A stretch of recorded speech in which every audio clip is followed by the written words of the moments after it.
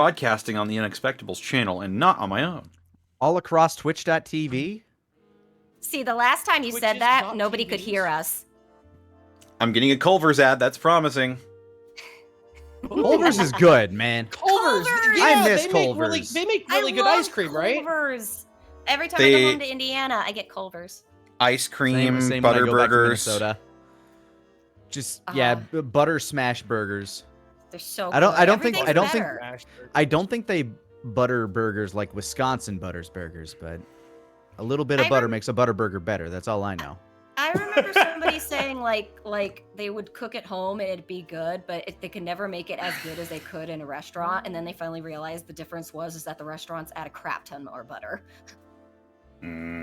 So it's like anytime you think a dish of yours isn't working out, just like grab your butter stick in the fridge and cut it in half and shove it afterwards. I've seen butter. My cousin used to work at a Culver's, and he showed me that they've got these like rollers that they use to butter their buns, and I was like, God, it's so much butter. It's an absurd amount of butter. Have you seen the original butter burger, like from the place in Wisconsin that invented them? They literally take like a quarter stick of butter and just smear it on beef patty and then cook it in and then put that on the burger as a topping. Holy God. shit, that sounds like a death sentence. It's I'm hungover. I Connor. need that in my life.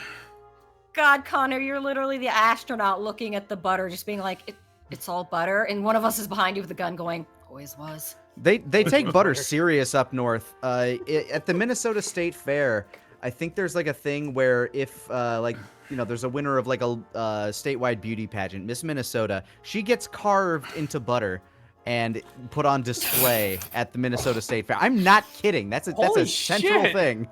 They take butter serious up north.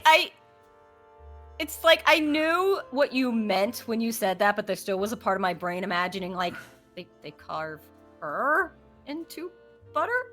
Yes. What part they of turn her into butter because she won.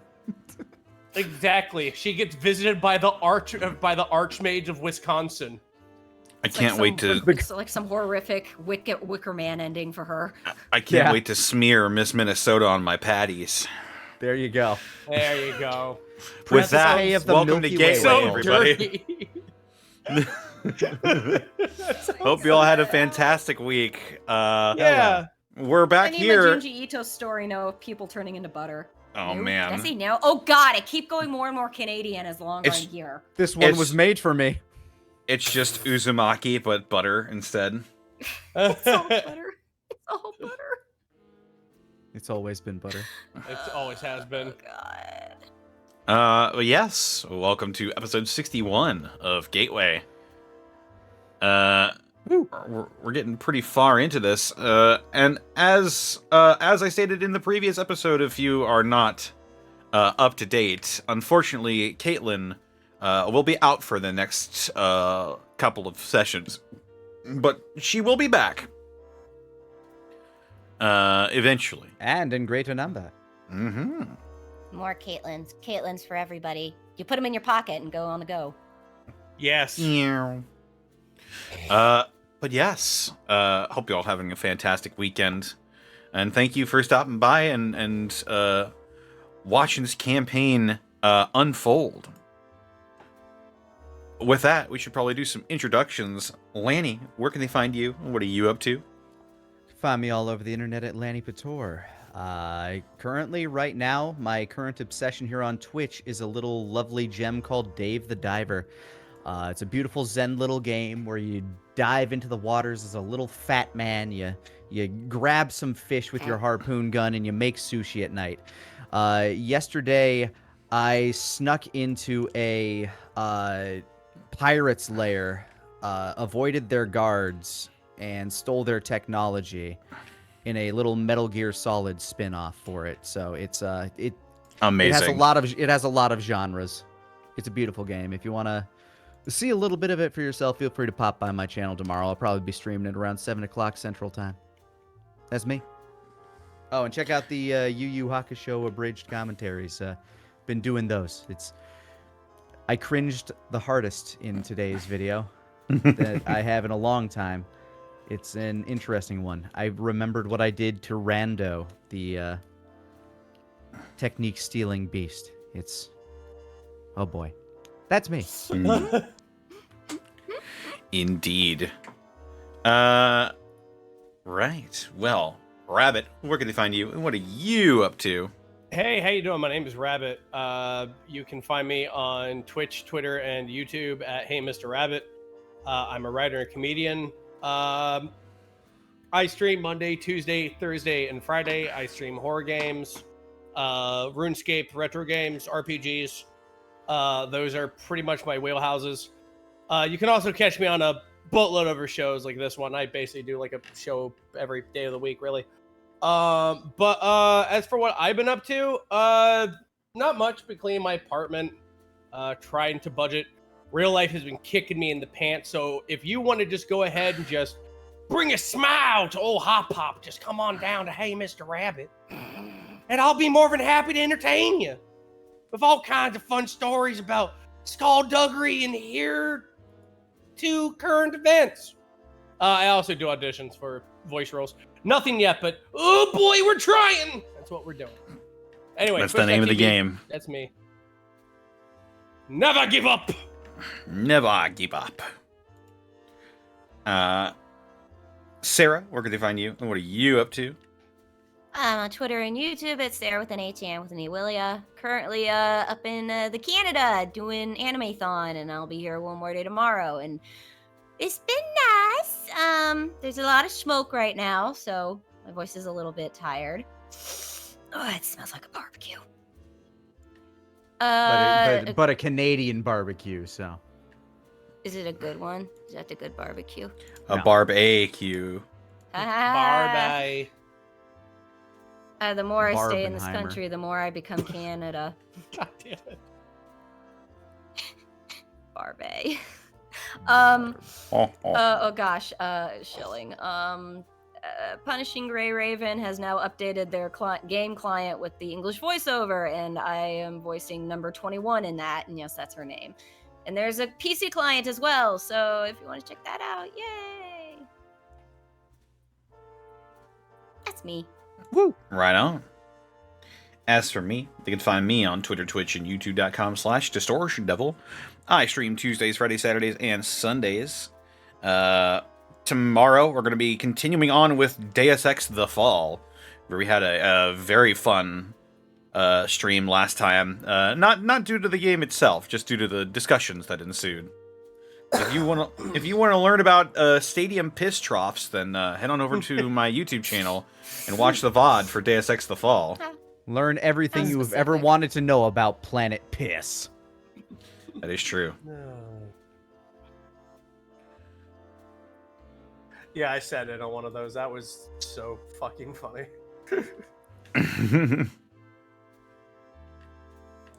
As well, be sure to check out my DM's Guild. I just released the Hydromancer's Spellbook. Comes with a bunch of fun water-themed spells for use in your 5th edition games. Ooh. Yeah, Like water polo. that's right. Oh, am I right? Oh, that's awesome. Yes. I loved water polo when I was in high school. And I'm also gonna be releasing the Geomancer's Spellbook at some point.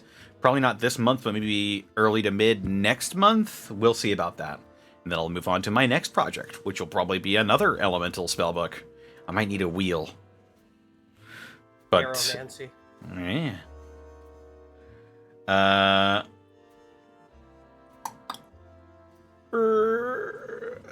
I think that's about it for me.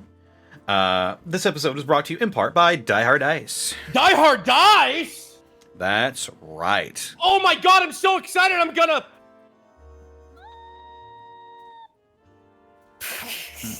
That's right. You too can hit that high note with Die Hard Dice. Your one-stop shop for dice and dice accessories. And if you head on over to dieharddice.com, you can use the code Unexpectables to save 10% on your order.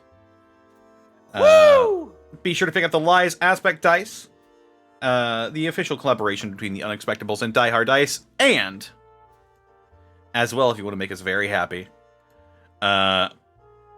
then be sure to check out our spring, our merch store. We have a new design inbound, and then Ooh. another design that is in the chamber. That you people who might be here right now might find pretty interesting. Wow. Wow. Indeed.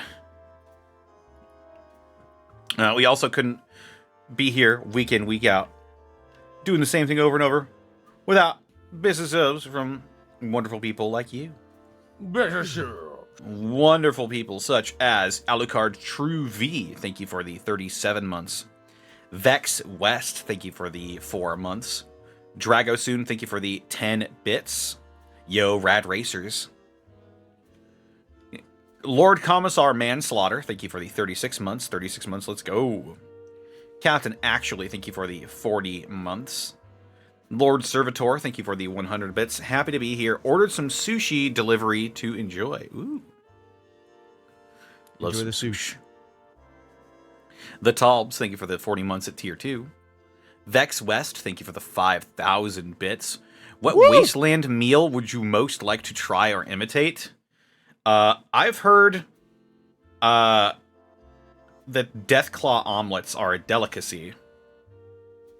But what does I that mean want- exactly? I want Nuka-Cola. I don't know how they make it, but I want to make it myself, like homemade cola. That'd be so good. Oh, yeah. Tastes like radiation. Delicious Oh, I radiation. think I could find the chef's special sauce. Hard for me to think of like what I'd really want to try. I might agree with Rabin, just say Nuka-Cola. Maybe Nuka-Cola Quantum. I'm very curious. Yeah, Like, we should turn that it's into a the joint thing. taste Let's that figure out how to make isotope. it glow. Yeah, the forbidden soda. Yeah. It's like Ecto Cooler, but not. You can and- drink. You can only drink it once. And I then will if say. it makes your pee glow, we have to send each other pictures of her toilet from like far away in the darkness, like it's just an ominous Just- Junji Ito light. doing the pointing soy jack. Yeah. Yes. Oh. Oh my god. Look, if I could pee with the consistency of a glow stick, I mean, come on. That sounds kind of cool. Yeah, that does sound awesome, dude. I'd be the talk of the rave. We have had so many fun conversations. It hasn't even been 30 minutes yet. Yeah, I was telling someone earlier about our Caitlin-inspired haunted house with nothing but buttholes.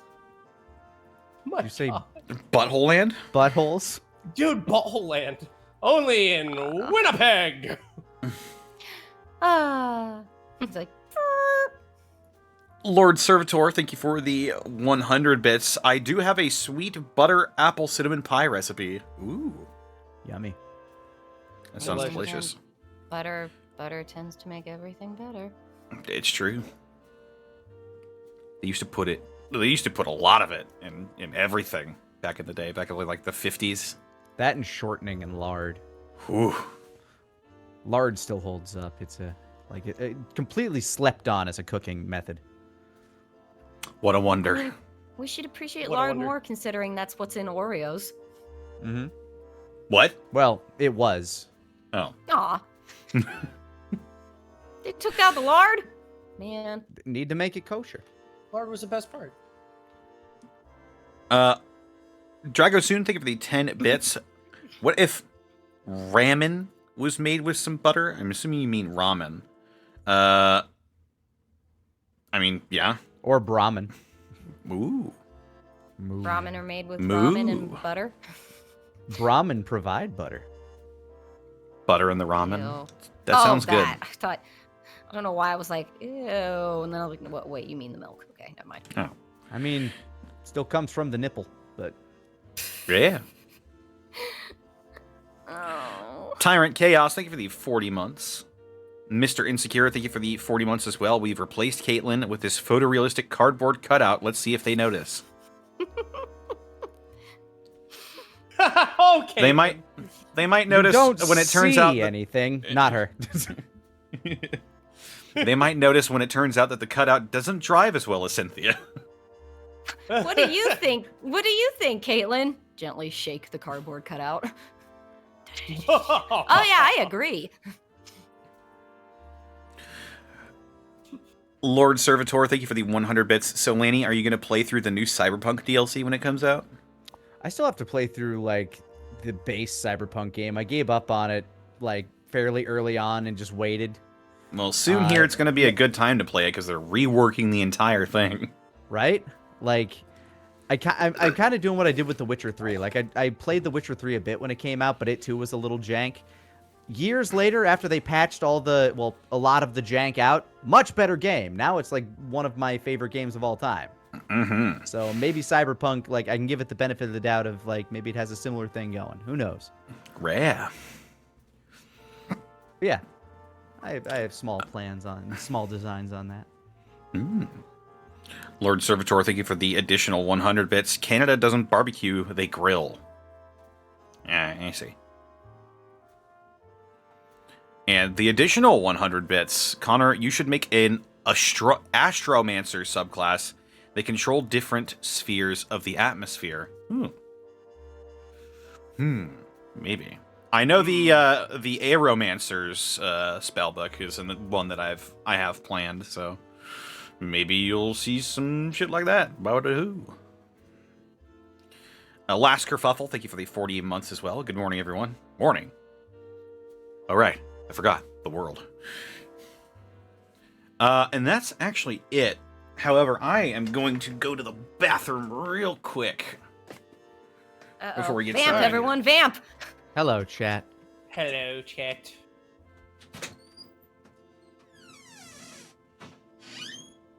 How you doing, good chat? I'm curious Okay, what he's everybody gone. is. Okay, Dad's gone. Let's post stuff.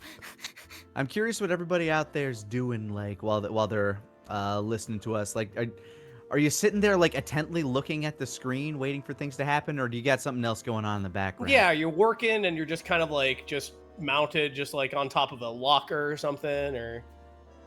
All things are possible. It's true. It's true. Playing FGO or WoW, sorting magic cards, playing Yu-Gi-Oh! Master Duels, video gaming, coloring app. Hell yeah.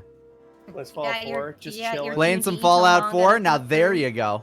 There you Final go. Fantasy 14. Talking about Final Fantasy 14, the meme. Driving home from a cruise. If I was going to say the whole thing. Finishing the Scarlet Pokedex. Yeah, I remember back when me and my friends used to do prep at a restaurant I used to work at before I started streaming. We would have podcasts and whatnot on all the time. Lucky. While cutting potatoes and just making the soups for the day.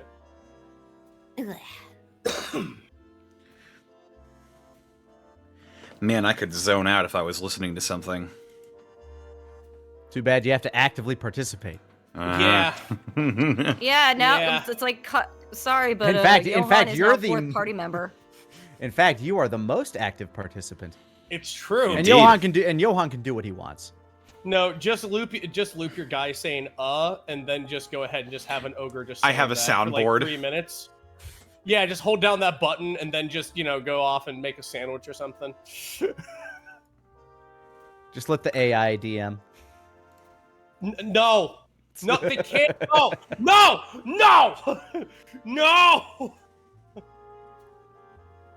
AI makes me so visceral now. I just bark at my screen like a dog. Mm-hmm. I'm here to provoke emotions. That's my goal. I used to love robots and AI when I was a little kid. Nowadays, It's not as fun. I will kill every robot. It's not as fun when Thanks. it comes from me. Skynet sucks. Well, let's go to a time where Skynet is an impossibility because the world's been destroyed. Cynthia Not exists. really. Yeah, it's That's like, true. what do you mean? That's true. What do you mean? Skynet may or may not Doctor exist. guy is here. He's not evil. He talks evil. He does, doesn't he? It's not my fault. It's the way these things were built. He has to go to speech therapy, but I'm just built that way. he has to go to speech therapy, and it's just to make him sound a little less evil. It's like that the one character in fucking the good place. Oh, I assure you, she's going to be graduated very soon. I'm sorry. I'm sorry. Did that sound evil? I'm trying to work on that. It reminds me of that actually- Mitchell and Webb sketch with the fucking like, I want you to take care of him. Okay, to be clear, you're telling me to kill him, right? Can we stop being so ambiguous? All right. Anyway. Do. Let's go ahead and jump into it.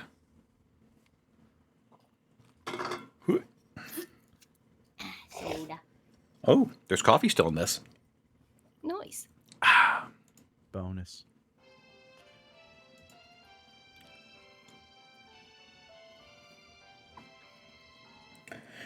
When last we left most of the runaways, Apex the Wildman, Alvin the Mechanic, and Louise the Scavenger, they awoke with a start to find that their companion, Cynthia, was nowhere to be found. After a bit of looking, they found a note, not from Cynthia, but from her robotic opposite personality, Kara, stating that Dave may be in trouble, and that she needed to go to him. Saddened but confident she'll contact them soon, they departed from Kirk and a surprisingly silent Mott, who claimed they were headed east towards their eventual goal of Illinois. At Apex's suggestion, they begin to head towards where they know the Brotherhood of Steel to be, and also towards his parents' farm. Along the way, they cut through Tapawingo, where they found a small group of woefully unprepared raiders who gave up pretty much immediately and talked with Alvin for a few moments before leaving. At which point, the tribals of Tapawingo revealed themselves and welcomed them into their lands. What more will they discover about these people? Will they make it to the Brotherhood of Steel? Find out on tonight's episode of Gateway.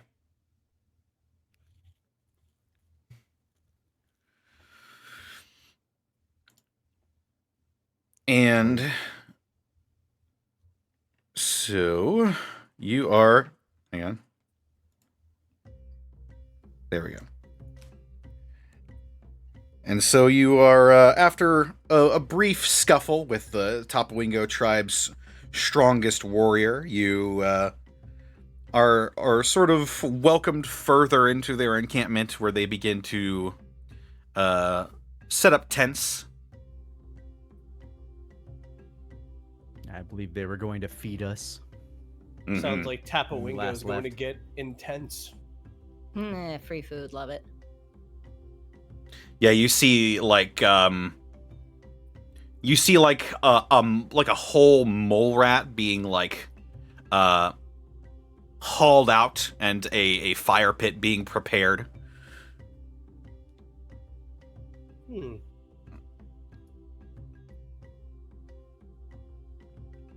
Apex watches in Okay. reverence.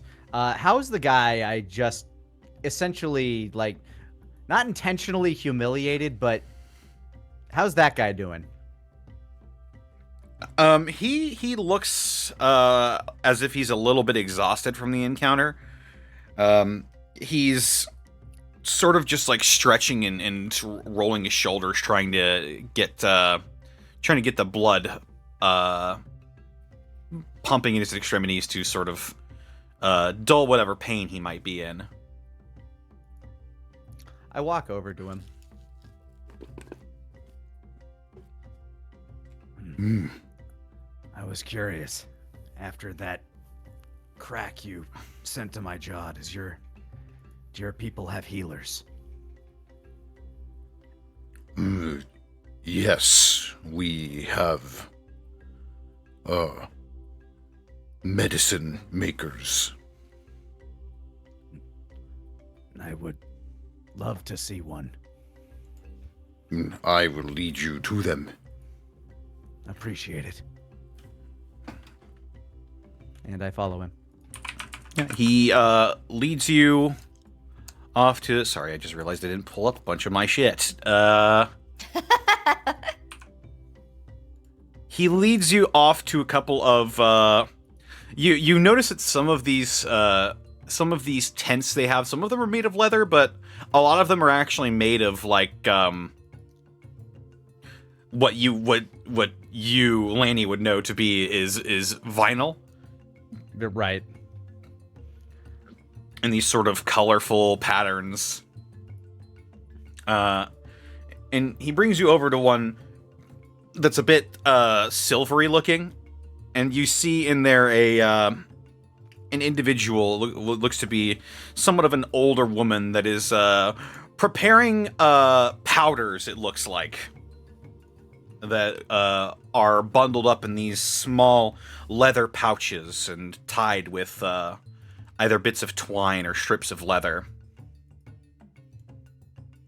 I either wait for an introduction, or if I don't get one of those, I will go introduce myself. The medicine woman sort of looks up at you and beckons you forward, and she's like looking over you to see where, if anywhere, you might be injured, with a sort of discerning gaze. I kind of tilt my head up and show the now definite forming bruise where I got hit by that 9-iron. It's kind of like run my finger up and down it. She beckons you forward, and she rummages through her belongings. She pulls out what looks to be some sort of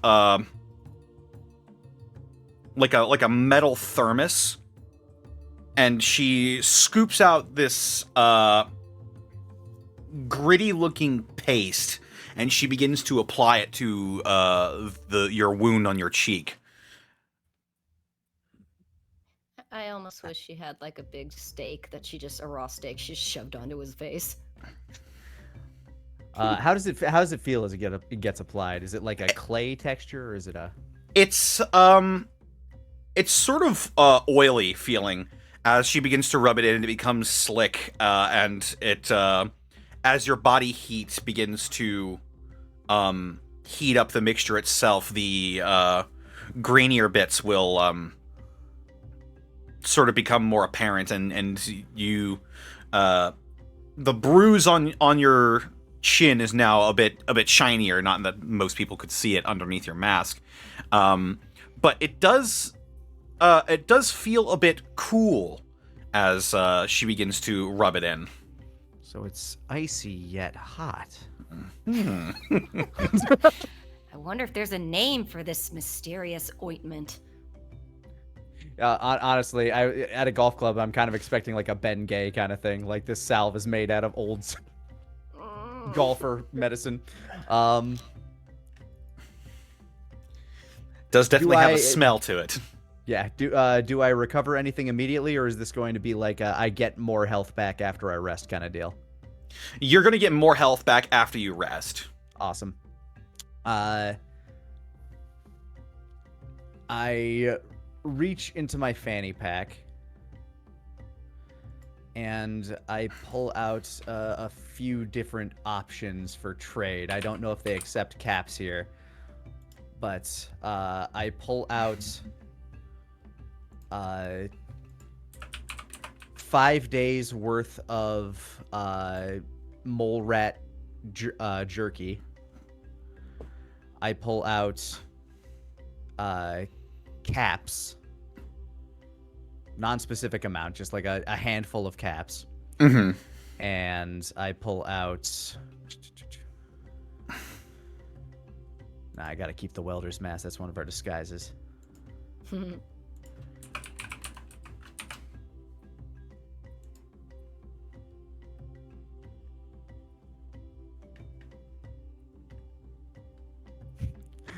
I still. Oh wait, no, I don't have those. Why do I have that in my inventory? Yeah, I just pull out those things and see which they would rather have in terms of trade. She eyes the mole rat jerky, and she nods and she motions towards that. All right, I offer 5 days worth of mole rat chunk rations, which I'm guessing would be like, I don't know, 4 or 5 pounds of mole rat meat. She takes it gladly, and she begins to rummage through her tent, and she pulls out like a empty aluminum can that has this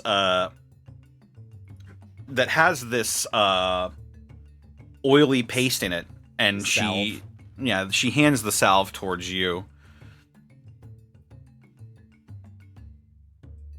I bow my head graciously. She bows her head as well. 1 can of ointment. Yeah, And, it basically doubles the healing you would receive after you rest. Awesome. That's pretty much all I need. Then I will stand up, nod, and leave. Head back to where they're cooking up food. And figure out whatever Alvin and Louise have been up to while I've made my escape. What have you been up to? Well, food's being made and whatnot. I'm gonna sit down on just like anywhere that looks like a seat outside in the village, like a log or a chair or what have you. And I'm gonna pop off a work harness and I'm gonna work on doing patch job on it to fix it up because my armor's almost totaled. Sure, go for it. All right.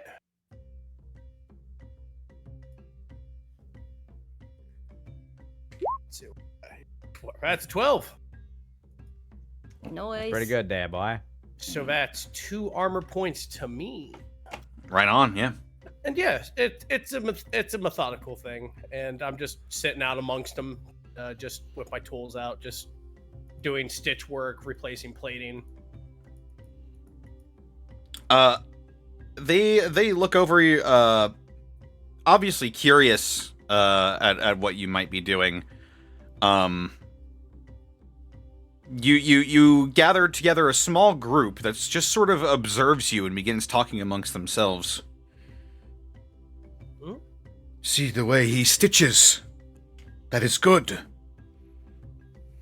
We must learn from this outlander. Oh, y'all want to watch?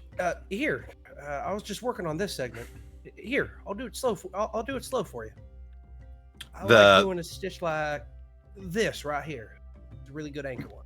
They lean in and they, with great enthusiasm, watch you work. And then the over under, that's the hard part right there. And then at the end of the leg piece, you just go ahead and just bind it with a loop like that. Twist, pull, and snap the thread. And that will hold up with whatever the wasteland throws at you. You sort of get a oh from the crowd, and one goes, try with me, and the one of the younger males will trot over, and you'll see that he's got a sizable tear in one of his like pant legs, and he applies the technique that you just showed him. He's got like a very small, thin, what you could probably discern to be some creature's tooth. And you see, where are my dice? I don't see that. You don't see any dice. I also don't see my dice. Where the Your die-hard dice Oh no. have died. Where did they go? Were they there I've before? lost my die-hard dice. Yeah, they're always on my desk. I don't bring them anywhere. I'm a shut-in. I never go anywhere with them. Well, yeah, I don't think you have a there they are. I don't think you have a pack of, oh yes, my walking dice. These are my walking dice, in case anyone This is my wants to play. my just in case kind of dice. How else do I make Anyone- decisions in my everyday life? I have to roll Anyone for it. just jumps out from an alley and says, roll initiative. I'm like, oh, fuck. Shit. Yeah, he applies the technique that you just showed him to this stitching pattern, or this stitching job that he's doing, and does admirably with a 10. Sews it up. It sews up the hole nice and tight. He uses a little bit of fabric to help basically make the seal perfect. And he moves around with it, and he nods in approval. And they all go. He gives you golf claps. Nice golf claps. No. Good for par. Good for par. Wow. Yeah. You're a quick learner. I've never seen tools made out of. Is that a tooth you got? Yes. Wow. Is there somebody who makes tools for you out of bone? I've never seen the like. I didn't Most even of know us. you could do it like that. Most of us, we made do with the tools on these lands that our forebears left for us. But as the years went by, we've had to learn to make do with what we can find. Most of us make our own tools. Holy moly.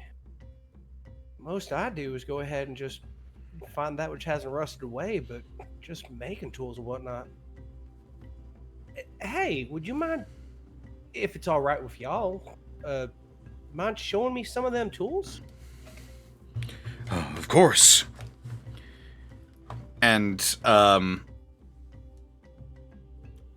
you see that they bring you over to another tent, and after a little bit of rummaging around in it, you see one comes out with like a leather bundle that he unravels, and to you it looks exactly like a bundle of tools that you would see at like at Bossman's shop, even, but with a bit more of a primitive flair to it. There are in this tool set, there are some things that are obviously pre-war tools that they found or traded for or something, but occasionally you'll see like a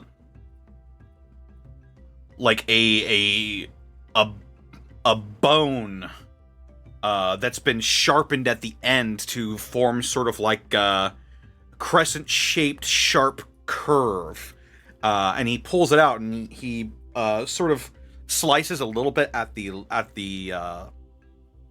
a bit of leather that he's got with him, and you can see that this is a sort of primitive leather cutting tool. So what'd you do to the bone? You just took a knife and just sharpened it into a shape, or? Knife if we have them, but rocks do as well. Yeah. Dang, I never thought of doing that. Wow. If we had knives, we would probably have no need for this. As Bastion comes walking back with his salve, you should also consider sharpening your clubs. Sharpen? I point at the bruise under my neck. If that had been a blade. Oh, I see what you mean. Yeah, upgrading some weapons would be something. Yeah, Not all no, of that them, makes sense. but for lethal combat, you would have a greater edge. No. Greater edge.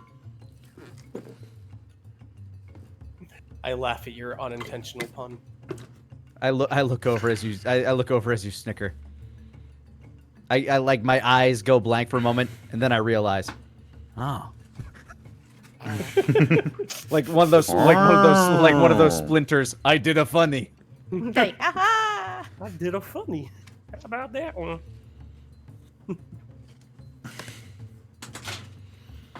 Hmm.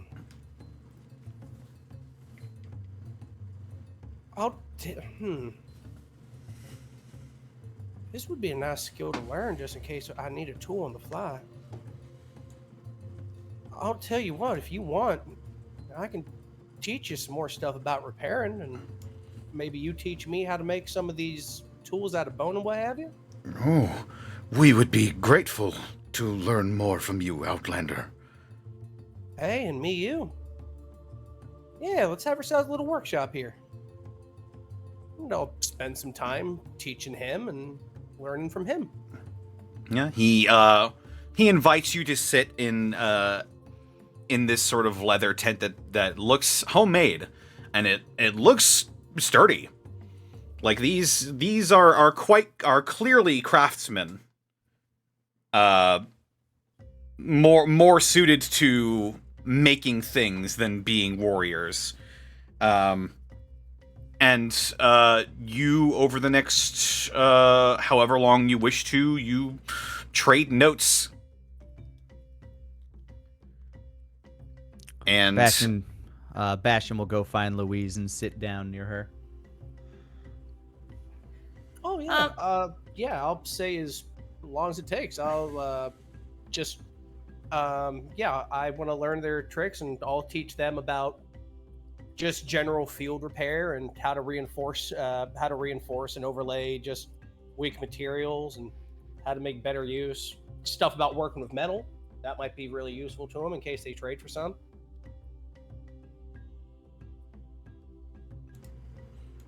Yeah, you definitely will compare and contrast, and you may get a benefit from that. Hot damn. Awesome. All right, that'll be me. I'll just be swapping stories with the rest of the craftsmen. Right on. And Apex sits down next to Louise. I would think that since once Alvin got his little entourage around, she was content to hang over with Johan and just kind of watch proceedings. How does Johan look as compared to when we were with those other two super mutants? He looks he seems pretty interested in these people, and he's got a little group that sort of surrounds him, a group of interested excited children and interested adults that are sort of just asking him questions, and he's replying as best he can. It seems the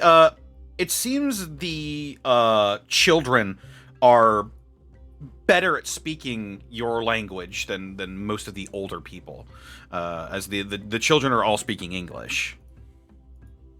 Oh, I see. The younger generation has picked it up. The trade language. I'll glance over and give Apex a grin as he comes join me. Looks like he's made some friends. Same with Alvin. And I point over to his side. Not surprising. He doesn't seem to get it. He's very, very charming when he wants to be. He makes everyone around him feel comfortable. Mm-hmm. Gives Apex a once-over. How's your face? I rub at the sore spot on my neck. They gave me a salve. I can feel it working, but I think it'll still be a minute. I mean, doesn't hurt to have options since we don't got our nurse with us. Bastion nods silently. Do you look visibly more like, oh, I've been reminded of sad? Through the mask, not really. Like, there's probably something deep under there, but it's stuff that you and he had already, like, really kind of talked over. Yeah. Like, yeah. he trusts her. He worries, like you worry, but what are you going to do right now? There's definitely plenty on his mind. They're a kind people in a place that doesn't have a lot of it. No kidding. The fact that it's here means maybe there'll be more, right? As long as they learn how to protect it. Yeah. So, we get some grub here and then glances at her Pip-Boy and sort of shows it to him. But how far do you reckon we're from your parents' place at this point? I look at the Pip-Boy. Connor, of the landmarks that are currently unlocked on there, which ones would I have remembered traveling past when, before I got abducted by the family?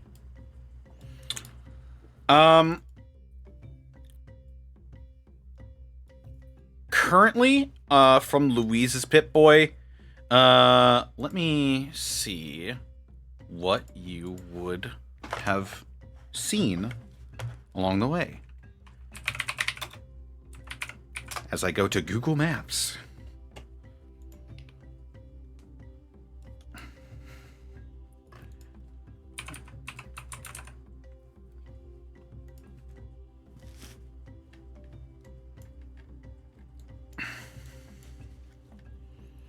Google Maps? What's that?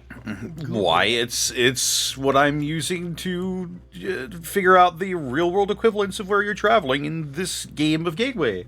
Wow! Wow! Along your path that you probably would have traveled to get closer into the city, you would...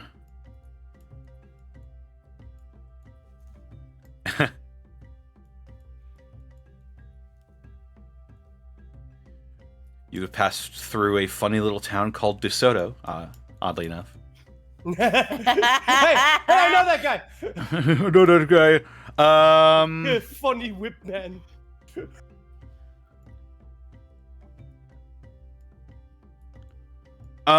It's a lot of woods actually from where you started to where you eventually ended up.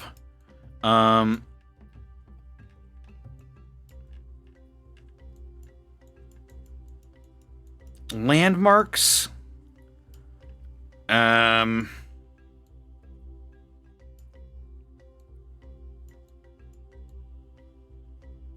is the Jefferson Barracks like the last thing I would have seen before getting captured, or? No, you would not have gone through the Jefferson Barracks. Okay. Yeah. You would probably have passed by a... You know what? I'll just go ahead and reveal it.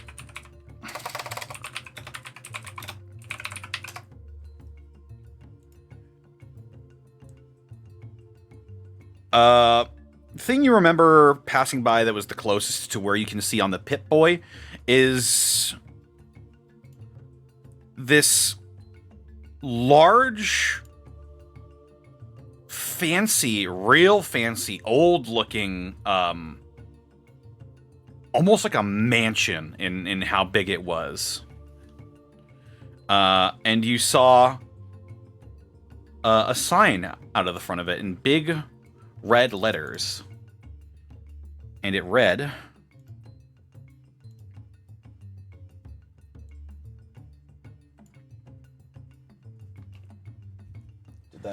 Did that show up? Yes, It and there did. is very little chance that if I saw the actual name on that place that I would not have gone inside. Unless I got kidnapped just outside of it. Wouldn't That's you how know you it? you win. You got kidnapped just outside of it. No!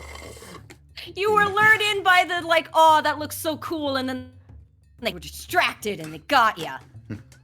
The last place I remember, I was walking woozily after my dealings with some feral ghouls.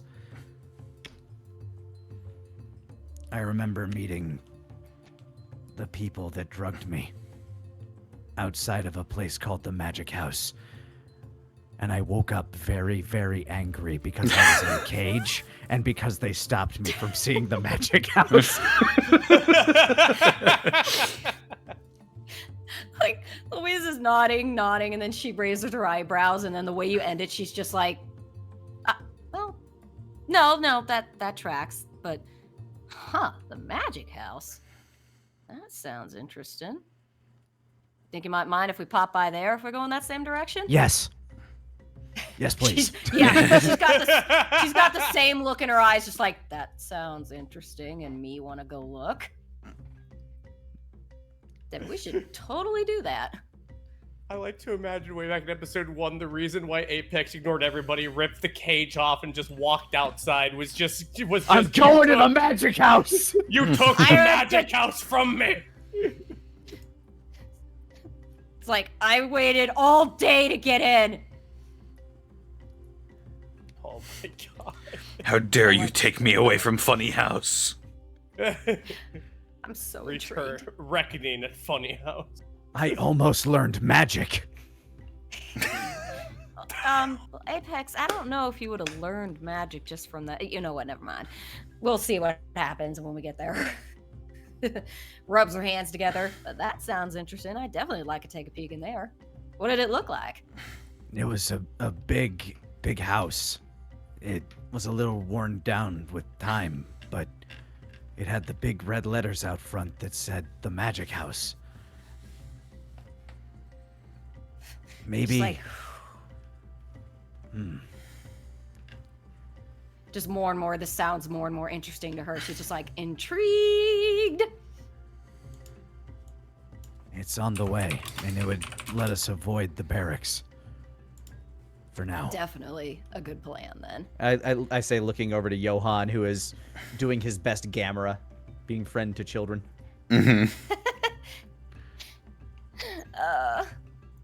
Wait, how dark is it now?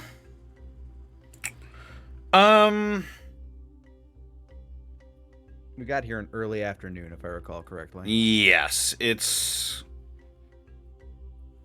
been about an hour since you started conversing with the people of Tapawingo.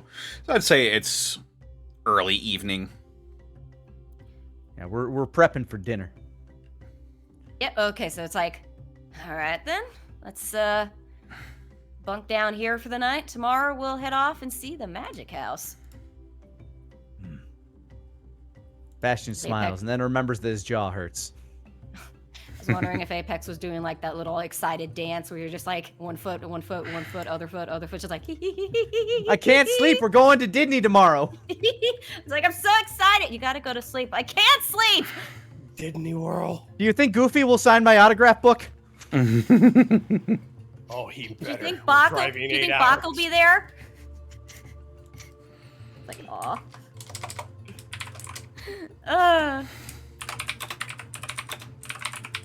But yeah, it's like, yeah, she does like look over at Johan at that point, and she says, it seems like he's a little more cheerful than he was the last time. I'm glad. Something happened between him and Mott. I don't know what. You noticed that too? She was acting strange in the morning. Silent. Very unlike Mott. It's like she didn't argue with him or anything. That was interesting. Not sure what went down, but... Well, I guess hopefully that means they'll listen to him when he said not to hurt anybody on the way.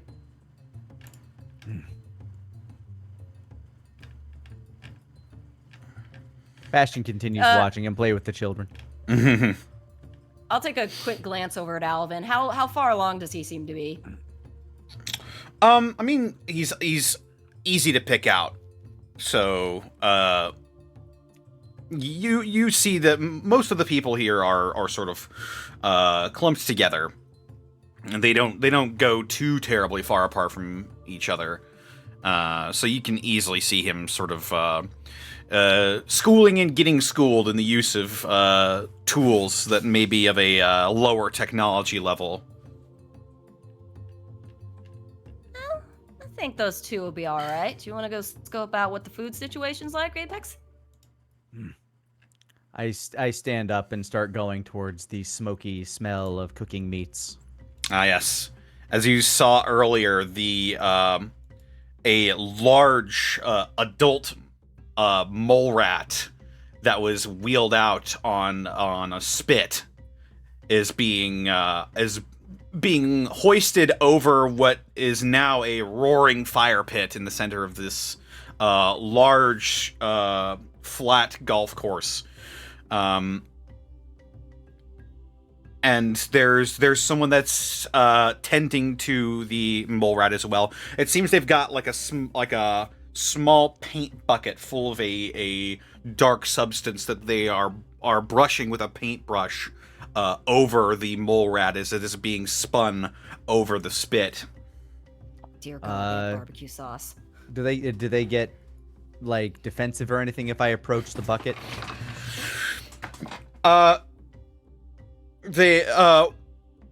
One of them, the one who's sort of tending to the spit and turning the wheel on it, looks over as you approach and says, "Food not ready."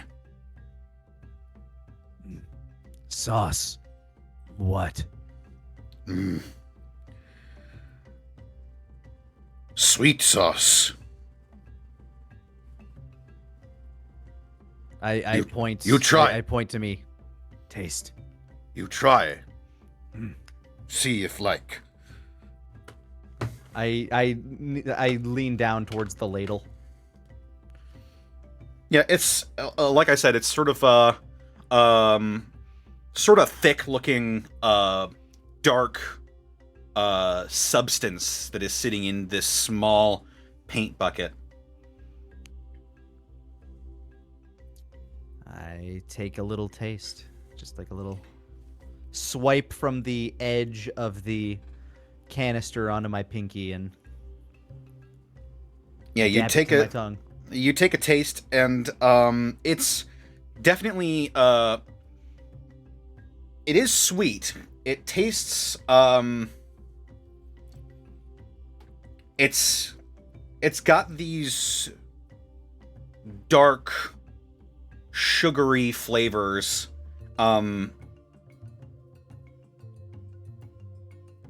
It's the real world equivalent would probably be something close to molasses. Yeah, I was thinking that when you were saying it. I nod. Sweet.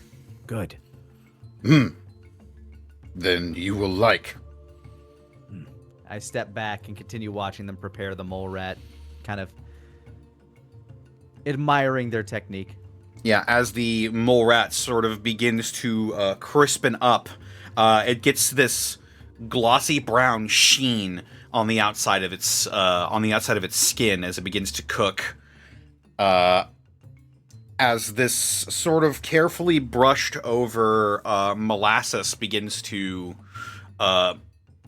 coat this expired beast and sort of seal in a lot of what would be lost as it's cooking. You can obviously still see maybe a little bit of fat every once in a while will trickle down into the fire and sizzle up and flare. But it takes a while for this to cook, but eventually it does, and basically the entirety of Tapawingo will gather around this fire pit. As is there anything you guys wanted to do? Because the cooking process will take a while. So otherwise, I would just say you mingle. I already beat up their strongest warrior. I taught him a lesson in combat readiness. You taught him humility. And how he is not. Yeah, how he was not and how he should be. And I gave them advices on how to make their weapons better. I have done my part.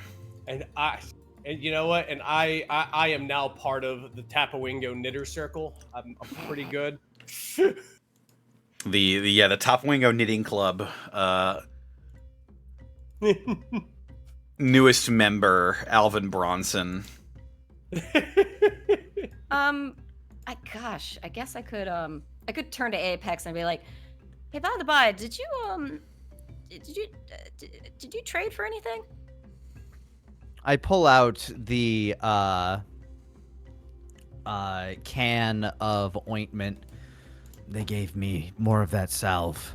I gave them 5 5 days worth of mole rat meat. They seem to trade in barter. Might take a peek at that. Want to come with, or you just want to watch this for a while? I can join you. And I'll follow Louise. Actually, I'll let you lead me then. You know who's got the trading stuff. Oh, I don't know who's got trading stuff. I only went to the healer. Oh, fair enough. Then So I'll you- go. As I guess- we will go to the tribal chief. Yes, he that would know. seems smart. You go back to the chief.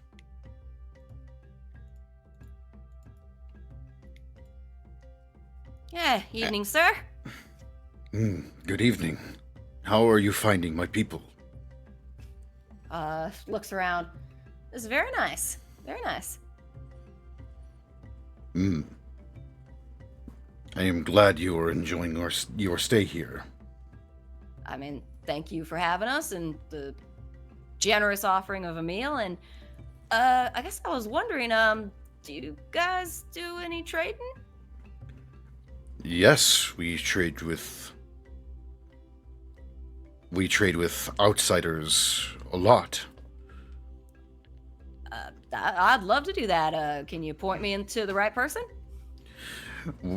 Many of us, we don't necessarily have one trader. If you go around, you may talk to my people, see if they need something, or see if they have something that you need. All right. Thinking about what she kind of wants. It's like, would if anybody have maybe some scrap metal or something akin to that? Possibly. And he'll sort of like lean his head up and tilt his head as he scans over his people.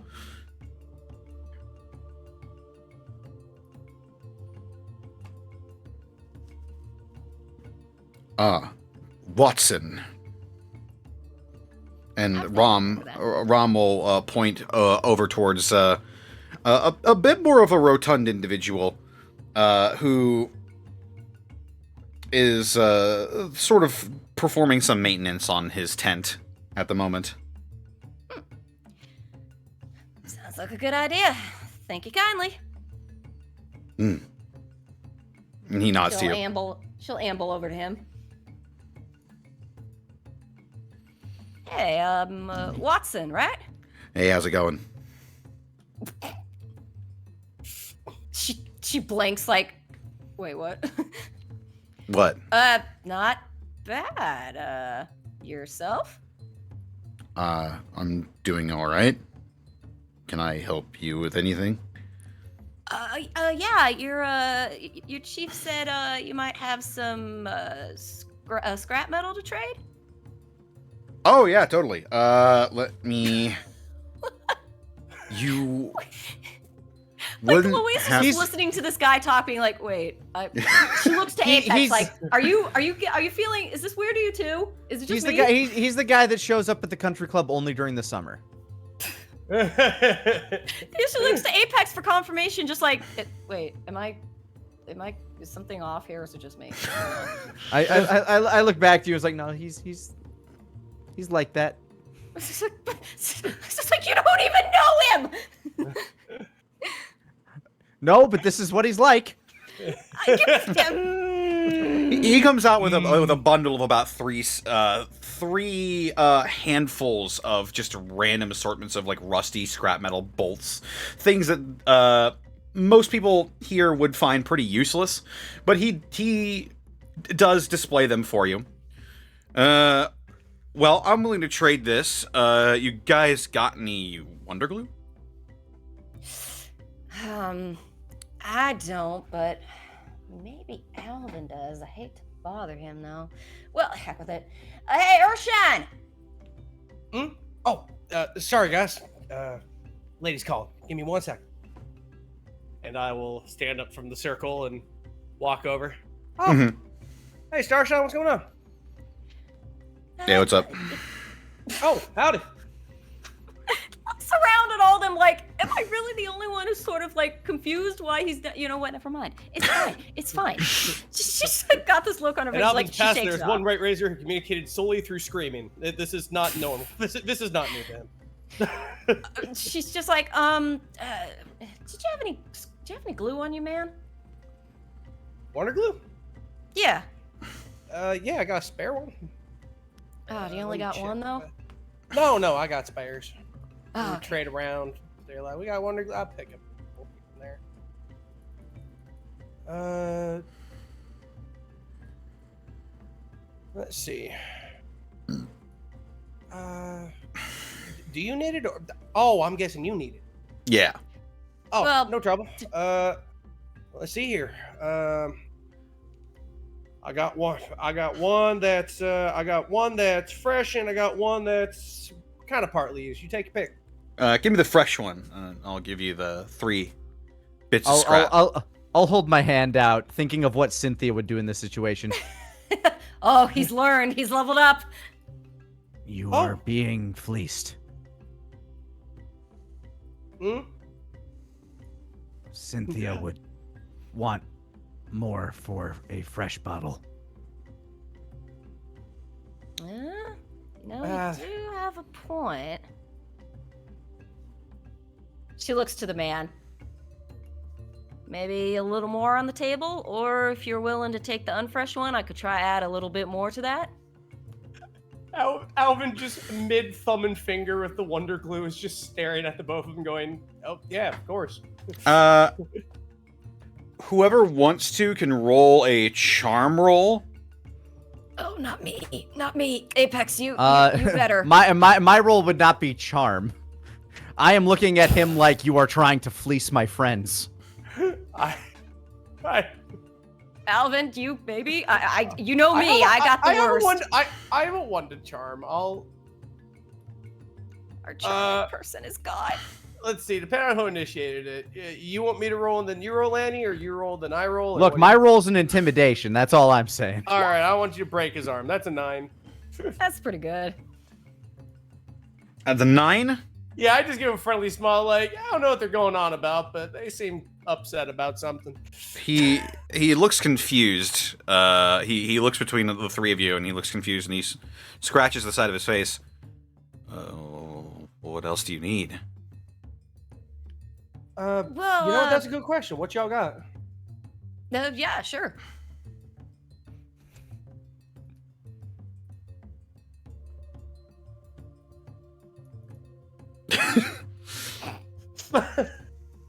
They just asked what else he has to trade. What else do I have to trade? Let me take a look. Yeah, no trouble. He goes back into his tent. When he goes back to his tent, Alvin just scratches the back of his head. You know, I don't think I could sell carrion to a mole rat. Honestly, I don't think that's my best suit. Louise kind of looks at Apex impressed, just sort of like, when did you get into bartering, Apex? I've been doing it the whole time. Oh, okay. I scratch my chin. I scratch my achy chin. I already imagine just all the time Cynthia's like, no. I remember every time I've walked into a store and intimidated the owner into agreeing on a lower price. Just the endless finger waggling of Cynthia. The only time, the time that she and I negotiated together was for the pizza stuff, and I was rolling like shit for that. I remember that. He comes back out a moment later, and he has a bundle of wires and old-looking circuitry, just some electronic scrap would be the best way to describe this, and he sets it out in front of you. I've got this. Glances at Apex like, that seems fair for the new bottle? I turn to Alvin. Does any of that looks like it would be useful for the power suit? Quick smarts roll. I have everything. a quick smarts roll just to eyeball if there's anything here for possible upgrades or even just tooling up this and that. That's a 9. Yeah, I mean, with what you see here, you could probably use this to modify or upgrade something. Just depends on what that would be. I pick up a blue wire and look at it. Yeah, no, this would work just fine. Yeah, absolutely. All right, cool. I guess we have a deal, right? Absolutely. Apex nods. Yeah, We'll sounds go good. ahead and hand him the fresh bottle of Wonder Glue between two of my fingers. They are. He gathers up the bundles of scrap and he holds them in front of you, looking for a place to put them.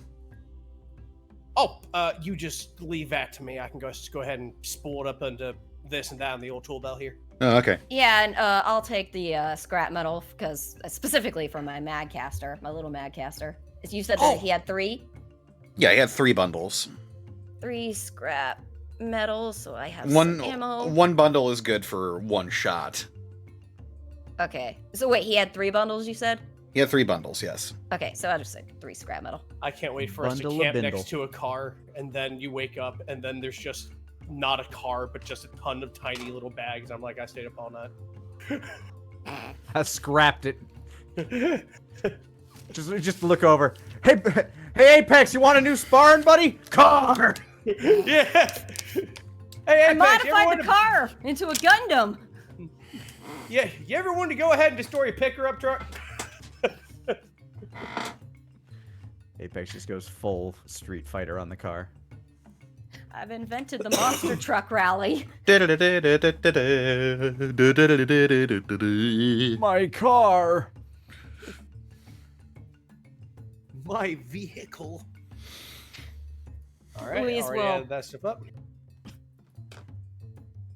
Louise will just sort of nod to Watson. Thanks for the business. Yeah, thanks for the glue. Absolutely. And he goes in. Sorry, He go ahead. he immediately opens it up and he begins applying it to what appears to be sort of a piece of his tent that looks as if it was on the brink of maybe breaking. I half expected that to end. He opens it up, immediately starts sniffing. Wait, I He's thought like, you were "Oh, gonna use it Oh, for. fuck. Oh, no. Go away, we're done here. Leave. Poor, at me. poor Alvin just has this look on his face like, oh no, I've become an enabler. You see a trickle of white come out of his other nostril. Oh yeah, he definitely reminds me of Screaming Joe. Good old Screaming Joe. Just flash back to him at the most first park. How you doing today, Screaming Joe? Yeah, no problem. Have a good one. The beans are back. The Battle of Screaming Joe. God.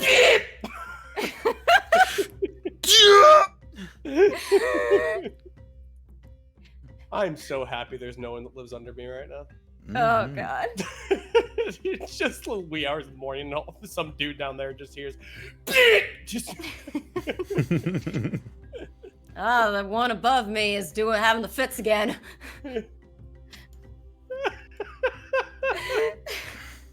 I hope there's not an urban legend Abner, about me. Abner. That rabbit boy's yelling again. Every Saturday he does this. Abner. He yells all the time. He's from Canton, sweetie. Oh god. Anyway, okay. Anyway, All right. as they're sort of ambling off, Louise looks to Alvin a little sheepishly, and she's like, "I know it's already said and done, but you sure you're okay with doing that? That was your glue, after all." Oh no, I had a spare one. There'll be more glue. I swing my arm around you and just hold my arm out to nothingness in front of us. Look at that, big old wasteland. Endless amounts of glue. Well, she scratches his head. Well, thank you kindly then. You keep in mind I'm beholden to you for something like that then. I owe you a favor. You know. No, yeah, no trouble at all. Nailing is done. Yeah, kicks the dirt as she walks with him, just like, okay. She's All like, right. that thing And of hey, like, you're good at scavenging. If you know a good place for Wonder Glue, I'd love to hear 'em. sounds fair. Oh, wait. She does open her pack as I realize, it's like, hands him 3 scrap electronics. I have had this, so we may as well take that too. Oh, yeah, no trouble. I will add these. I'm going to name you Power Armor Food. What do you mean I can only carry 8? What? No, this is a Todd Howard game. You can hold 9,429 if you got the strength for Nice. it. I use dev hacks for more. Download the gateway mod that removes your weight limit. Me too. Apex's infinite fanny pack. Like, Apex, why are you gesturing to the air? 1 second. I'm going to enter the dev room. Guys, there are death claws in there. On Deathclaw. Ah! Oh. So as they're walking and we sort of do the fun little transition thing, Louise says, so that guy talk funny to you, or was it just me? Oh, there's all kinds of voices in the wasteland. Ooh. Eventually, Yeah, I one mean, of them but- has to sound similar. Yeah, but I mean, for these, you know what? You're probably right. I'm guessing he does more trade with the outsiders than the others. Or maybe he's somebody who got adopted into their tribe. See, logic, that hell, once you put logic to it, it's like, Louise is like, oh, yeah, okay, that. It's like the world has been set right again to her, because she was just really like, what the fuck is up with this guy? I don't understand. Meanwhile, that guy, little do they know, I've been here the entire time. I founded this place, and I'm actually a trickster god. Just rubbing his hand together with the cockroach. Good. I'm glad we just trade with the tribe, because I swear to God, if Connor made a He's using the Wonder Glue to repair Sephiroth. You will be free again. Soon my god shall rise. The skies will rain blood once again. Reunion. He's got like little roach power armor. No, I'm glad we traded with tribe, because I swear to God, if Connor made a Tapawingo trader whose name was Calloway, I was gonna kick him. I was gonna drive all the way over and just kick him real hard.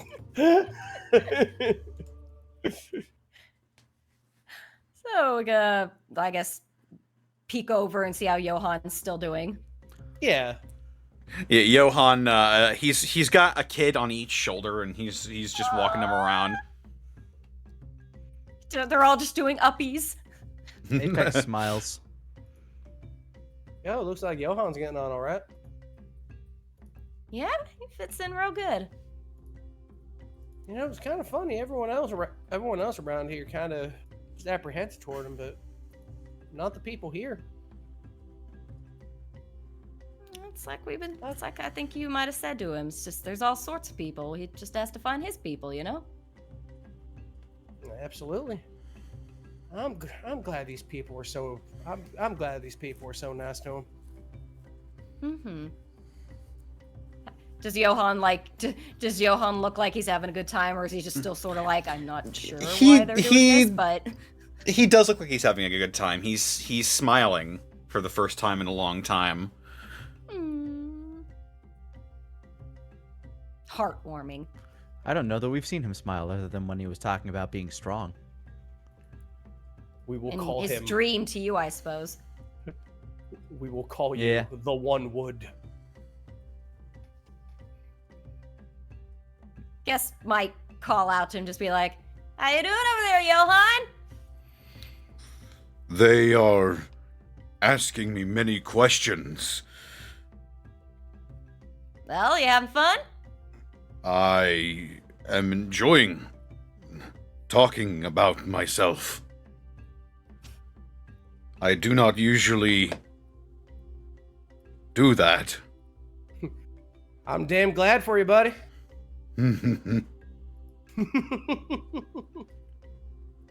These little ones are so light. He juggles 5. She launches Look one how into the high I sun. can throw this one. Just javelins one into the sun. Dive bomb! Look how far I can punt them. Yeah, it It's just just flies like, in the sun. "Whee!" One of the Zeta aliens just up in space goes, "What the fuck?" Just Starship Zeta just looks by as like child floats. Look, you made a satellite. you want to touch the wasteland and figure out what that's all about? No, we've did that 3 times. No, we're not doing it. We're not doing it again. Every time we send a ship down, somebody dies.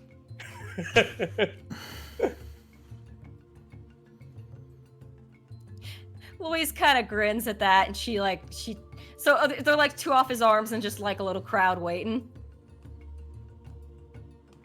Yeah. He eventually lifts the 2 children off of his shoulders and sets them down, and they run to their parents, giggling and smiling, and eventually the novelty of Big Green Man wears off, and most of them start to disperse. Apex will find a spot like a nice shady spot to sit down to work on one of his comics and await food. Seems like a plan. Oh, it was so nice talking to all the different builders around here. You Yeah, should you have got seen. You should have seen it, Louise. They figured out how to make needles and all kinds of other stuff out of bones and teeth and all kinds of things. They didn't know you could make tools out of. Stones. I mean, You got a pretty good crowd. I guess I did, didn't I? Oh man, that's gonna be great in the future. I mean, I never thought if I needed like a hatchet or a hammer or something, I really could just slap rocks together. Obvious now that I think about it, but like the best way to do it, or what rock has the best heft for the job, or I never thought about that stuff before, honestly. She's sort of contemplating you with a small smile, and so she sort of thinks about it for a second. She's like, out of curiosity, can I ask you a slightly personal question, Alvin? Oh yeah, what's going on? Well, it's just, you're a hell of a people person. You know that, right?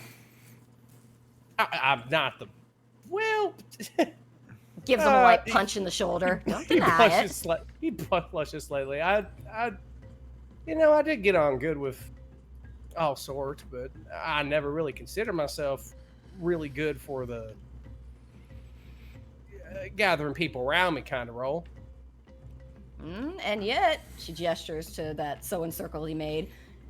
I guess I start wondering. It's just, how do I put this? And don't answer if it's not a thing you want to talk about, mind you. But I mean, when it was you and Jet and the Raiders, did you ever think about wanting to be the leader or running your own gang or something? Run my own?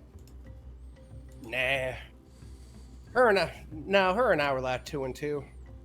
We kind of like she made the plan. I made sure everybody was at least armed. We could go ahead and do what needs to be done, but I never thought about breaking out on my own. It wasn't until after that battle and everything that I just kind of grew into my own person, honestly. Found a different way. Well, what I learned from Big O and Boss Man, honestly. Oh, man. But yeah, no, I suppose, I mean, everybody went ahead and just, got on with, everybody had their own thing and their own reason for joining up and whatnot. Jen, I still don't know where the hell Screaming Joe came from. Francis! Just wandered in. But, but everything aside, nobody got good all right. I guess I just found I think Apex would call it a different road to walk, honestly. I think. That's true. Yeah, I reckon that's the best way to do it. And I like it. I like it a lot better than what I used to do. I'm glad. The way, me, I like to contemplate, and part of me contemplates, man, things have gone differently with the skills you've earned, plus just the way you talk about Red Hand. You could have probably been something awful fierce in this wasteland if you'd gotten up to your own shenanigans. Well, I did run a bunch of command, but I never thought about. And yeah, they were scared shitless of my name. I think less so now. But, or maybe not. It depends. It's a swing and miss. But that being said, I don't never thought about me getting on well with just people. I was just following orders and making sure orders were followed. But then again, there was also, of course, there's Point Man and Boss Man and Kathy and Big O, and of course over with in the Arch. Oh man, Mateo and I, all the talking we were doing. Of course, Maybe over that's- Small Town. Also, your sister didn't kick me in the small knees or whatnot. So I guess that's a good point to it. Yeah, that's a pretty good indication of her opinion of you. Maybe there's the difference right there, you know?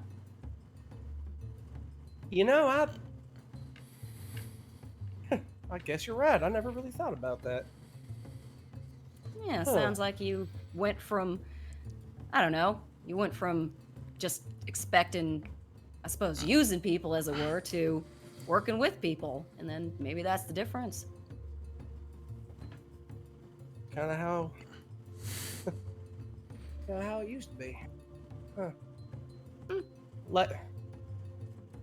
Alvin will smile at you and lightly squeeze your shoulder. Well, thanks. I think you helped solve a little bit about me today. I never really thought about myself that way. Thank you, Louise. I appreciate that. She sort of, she grins and she does that kick the dirt thing, and it's like, yeah, I mean, if it helps to, point out your better parts, as it were. Yeah, Right. Whatever. I'm good for it. Yeah. Well, I'm glad. That mole rat smells good, don't it? Yep, it does. Hey, Apex, you ready for food? Have they called for it yet? Apex looks up. As you look up and over, you see more people, as time goes on, begin to gather around the cooking spit. And you hear the one who's tending to the mole rat shout over in the distance that echoes throughout this empty, vast land. Food's on! Body roll! I'm moving! 12! Oh no, the man's barlowing! He's barlowing! Your vapor trail eventually catches up to your physical form as you zoom over towards... The pages I was writing behind flutter behind me. Like, I want to imagine the words are barely out of Louise's mouth when that dust cloud just goes past her and her hair whips up and she's just like, Apex, oh yeah, no, he's gone. I stand up and I hold a hand down to you. Come on, let's go get some food, huh? Grabs it and hauls herself up. Yep, that sounds real good right about now. I can hardly wait. That stuff smells real good, whatever the heck they put on that. As you all begin to gather around the now caramelized mole rat on a spit, as your meal is being prepared to be served in this sort of communal gathering. This is where we're going to take our break. Woo! Woo! Grab me a drink.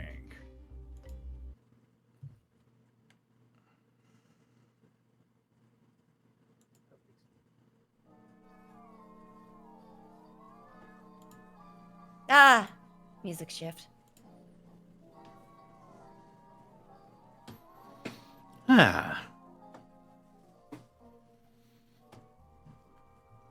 Here we are at the halftime. Thank you so much for sticking around, everybody. Now is probably a good time to mention that next week and the week after we will not be running Gateway because I will be out of town. Going on DM adventures. I'm going on vacation. DM adventures. I'll go bathroom real quick. Gonna do some research on the Gateway, Alabama DLC. Alabama. Yes. Also, I saw it earlier. I called it out, but I just like to say thank you so much for the raid, Robert Hartley GM. And if any of the raiders are still here from that raid, thank you so much for sticking around. This is one of 2 of our weekly tabletop RPG shows that we run. This is Gateway, the Fallout-inspired game that is set in a post-apocalyptic St. Louis. As well, our main campaign is the Unexpectables. We're currently on our 2nd campaign after our first one ended at 200 episodes. You can find that on our YouTube channel.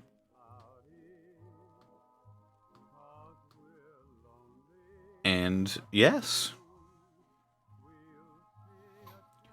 thank you for stopping by.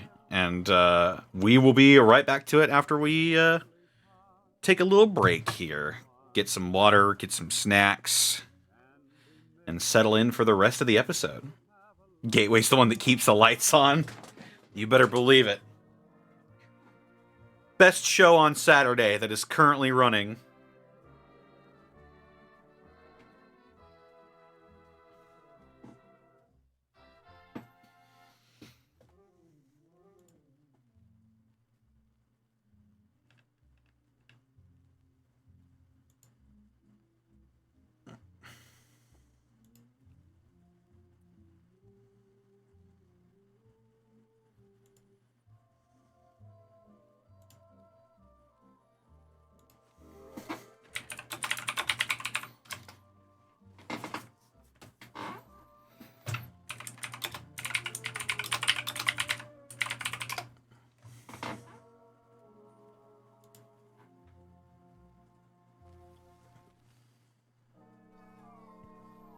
Connor also has the best show on Sunday, Monday, Tuesday, Thursday, and Friday when he forgets to stream on the wrong channel.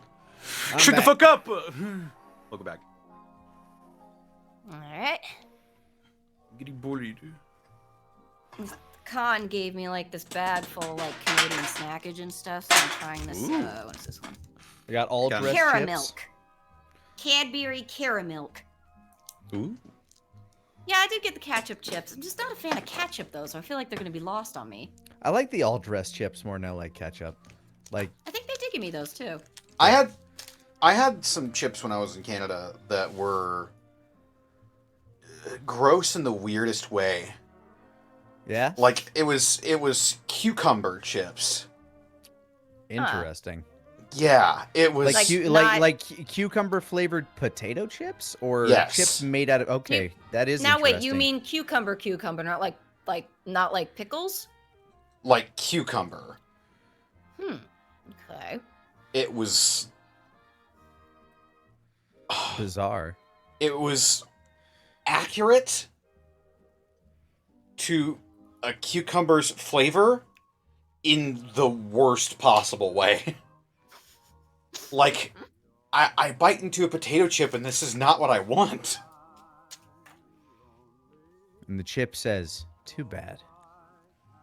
I feel like that's me when I'm eating any other flavor of Dorito that isn't Cool Ranch and or Nacho.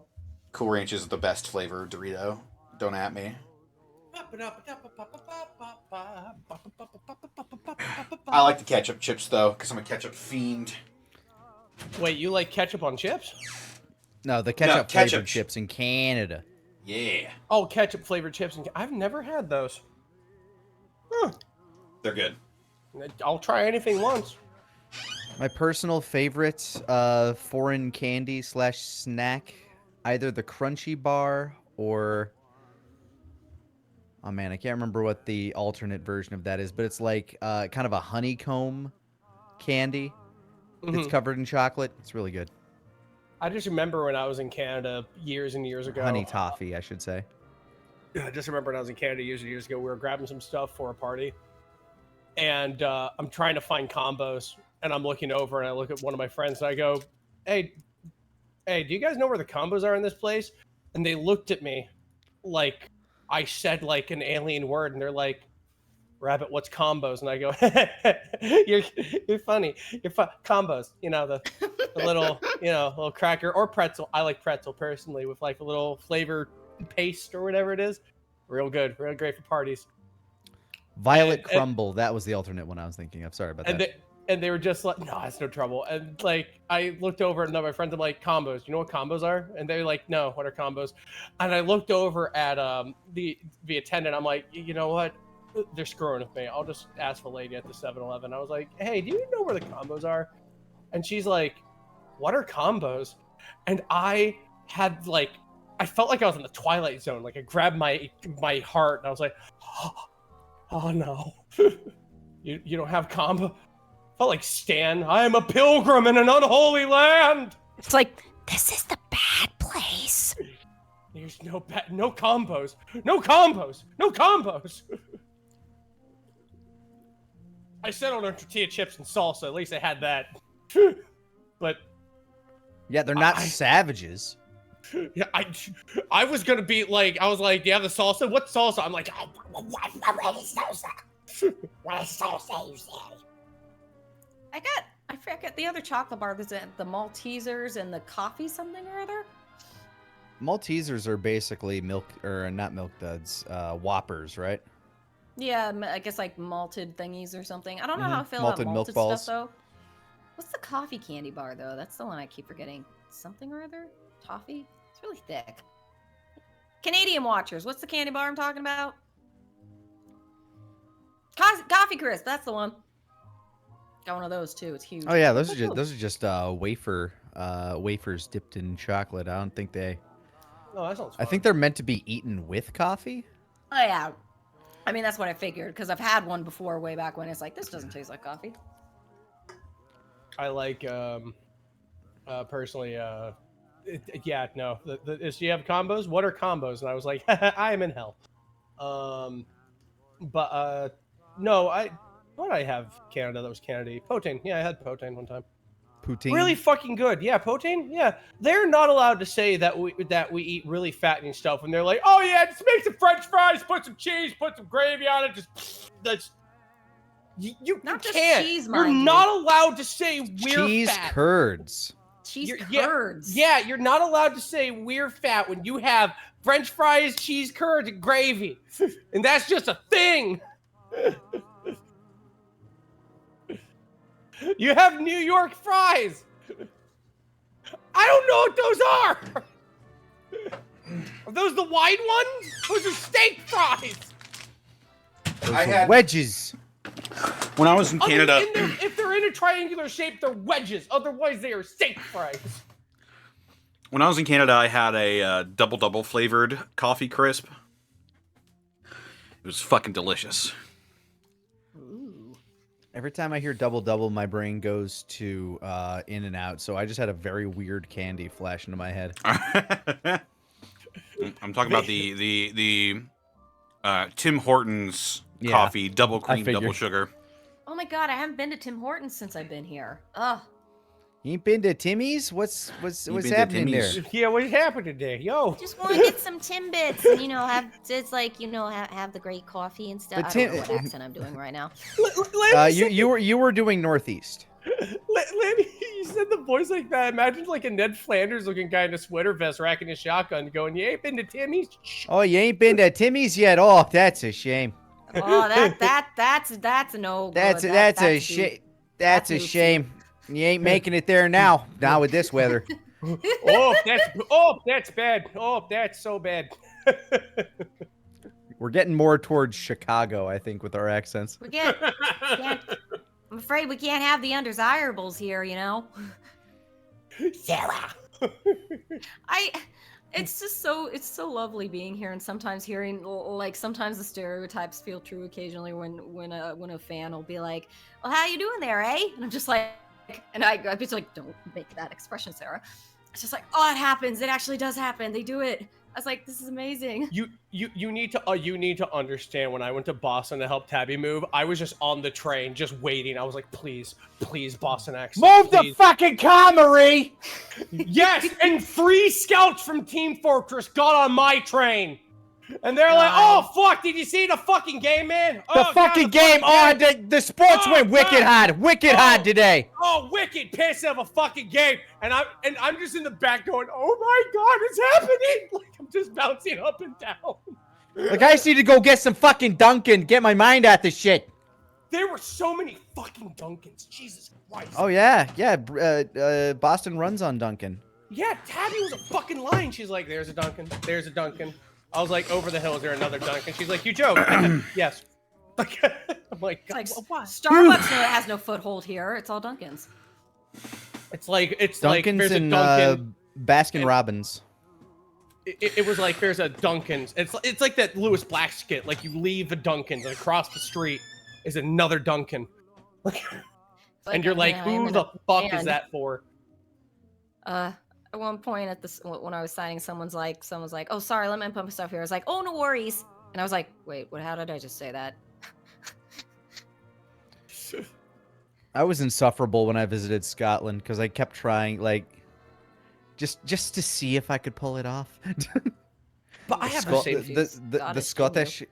Oh, there were a couple of quick service places that I went to, and nobody gave me guff about it, so I think I pulled it off in there. Oh, that's good. That's good though. Like, I didn't get any weird looks. There's like, okay, you know. Either that or I have my own fun when I'm at a Panera Bread. Either that or in like Edinburgh, they're just used to having tourists do that shit. So I don't know. Yeah, Leaper's like, oh, it's cute. It's another one. Like, oh man, like I have the same thing Sarah does sometimes, where it's just like you hear an accent, you just copy it after a while. I think that's a thing all of us do once in a while. But I met. How else are you supposed to pick them up? Exactly. I met.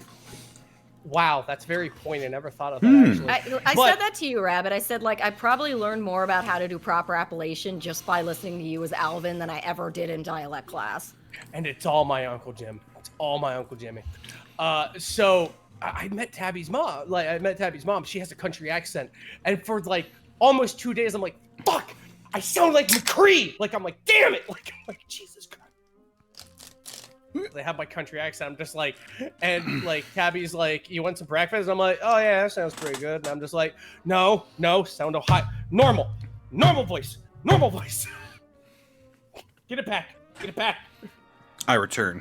And my Welcome voice back, is Connor. like, no, I don't think I will go back. And I'm like, God damn it, no. Like, you are now mine. I will not be denied anymore. I'm gonna stay right here.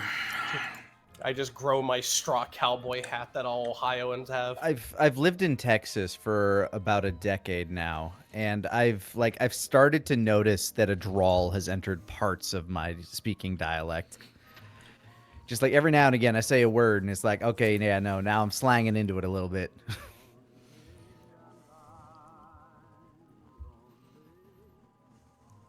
But I digress. If we want to Me mosey too. forth.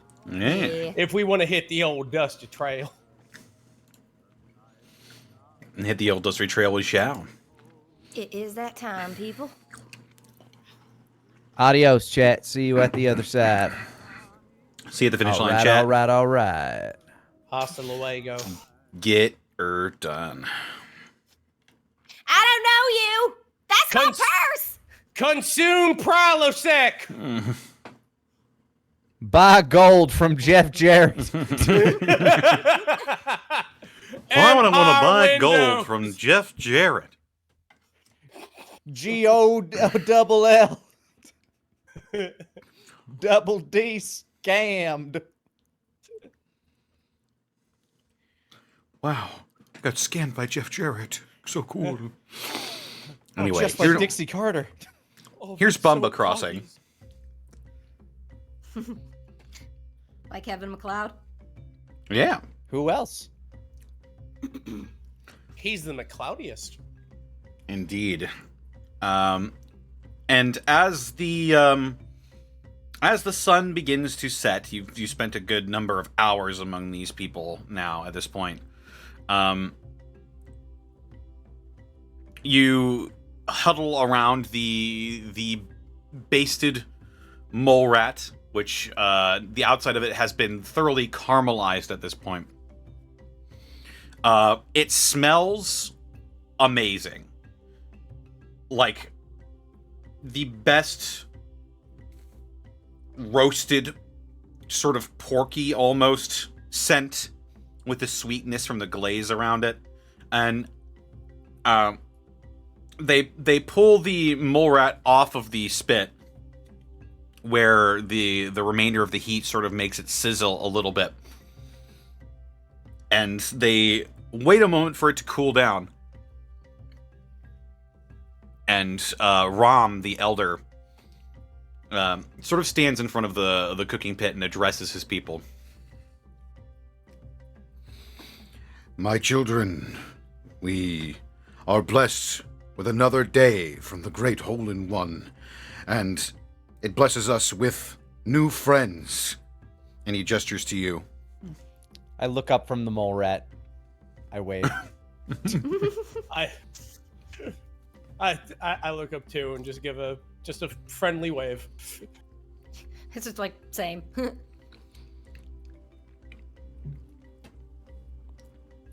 Our friends who have vowed to find our lost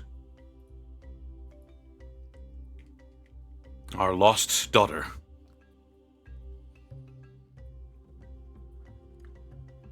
Treat them well.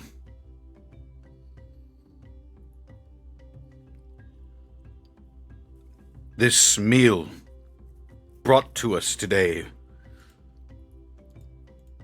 by our brave hunters. I look to whoever he gestures at. He gestures to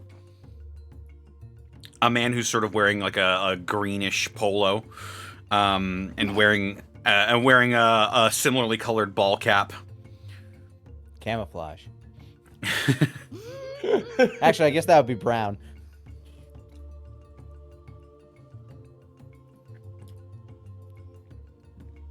And he's got a couple of other hunters around him as well.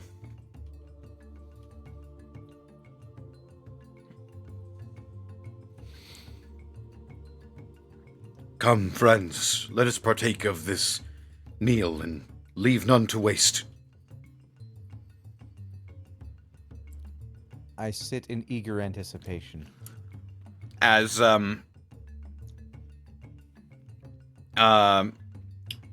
you wait for the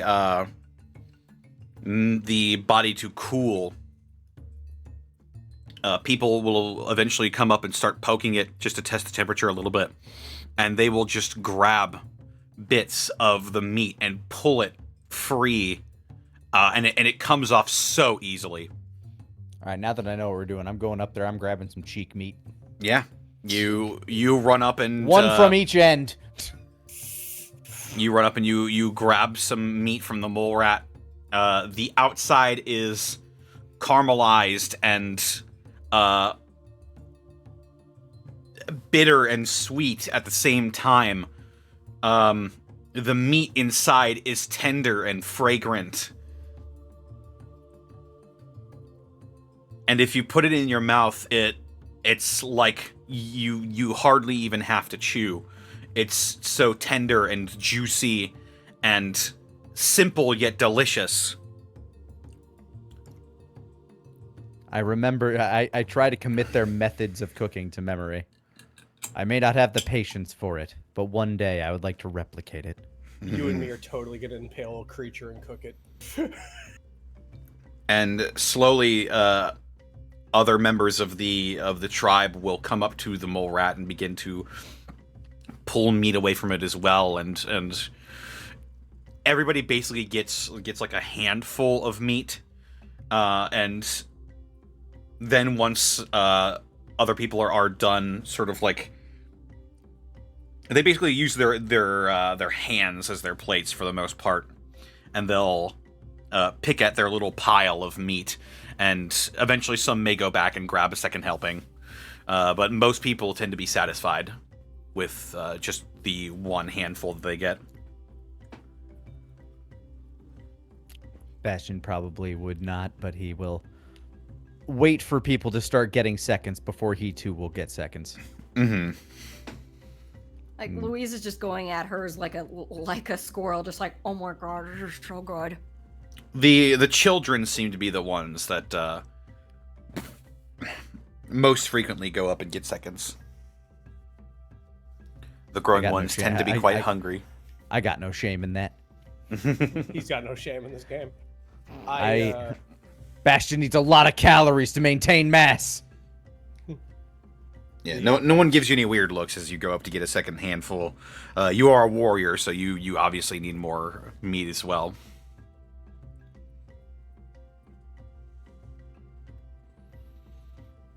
And damn, this stuff's real damn good. Louise has still got her mouth like, Johan like goes up and takes like a pinch between his thumb and his forefinger, just so he doesn't like take half of the beast. Question: is it one mole rat feeding this entire tribe, or? It is quite the large mole rat. Ah, it's a chubby boy. He's a big boy. He's a big boy. I look over to one of the hunters. Where did you find a mole rat that big? Our lands are vast. We go out searching. Sometimes we go out into the outlands, where you civilized folk mostly gather. We make do with what we can find.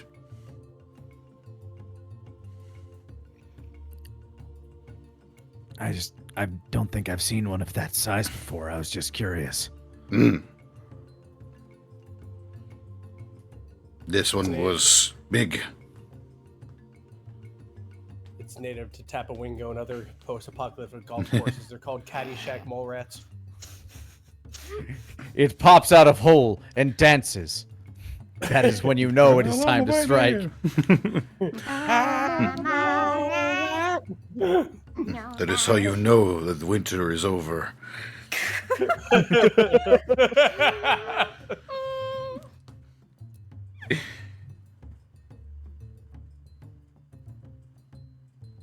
This is one of the larger ones we've been able to find.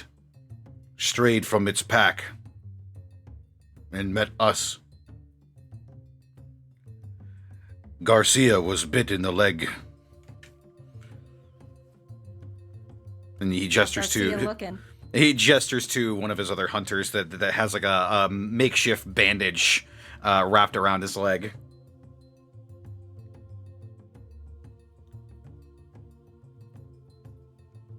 Bastion nods. The hunt can be dangerous sometimes.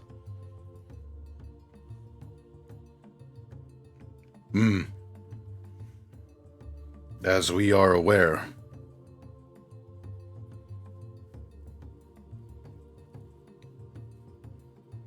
I continue scarfing down my mole rat until everybody has feasted. Eventually, Louise isn't getting in words edgewise because again, she just always has her mouth full. Eventually, the mole rat is entirely picked clean, as what is left at the end of the night is scarce more than a mole rat skeleton. They seem to really take everything they can from the animal.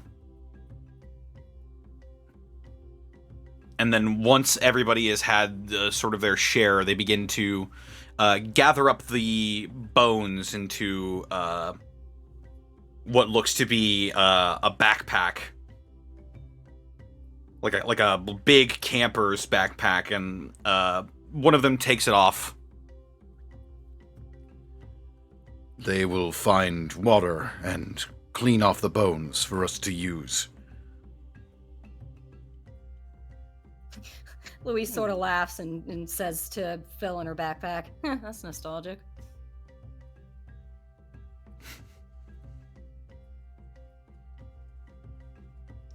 Phil rots in agreement.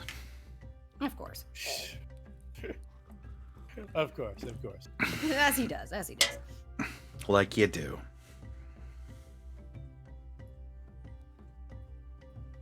Does one truly know what it is to be Phil? Only Phil knows that. Only the Filbert knows.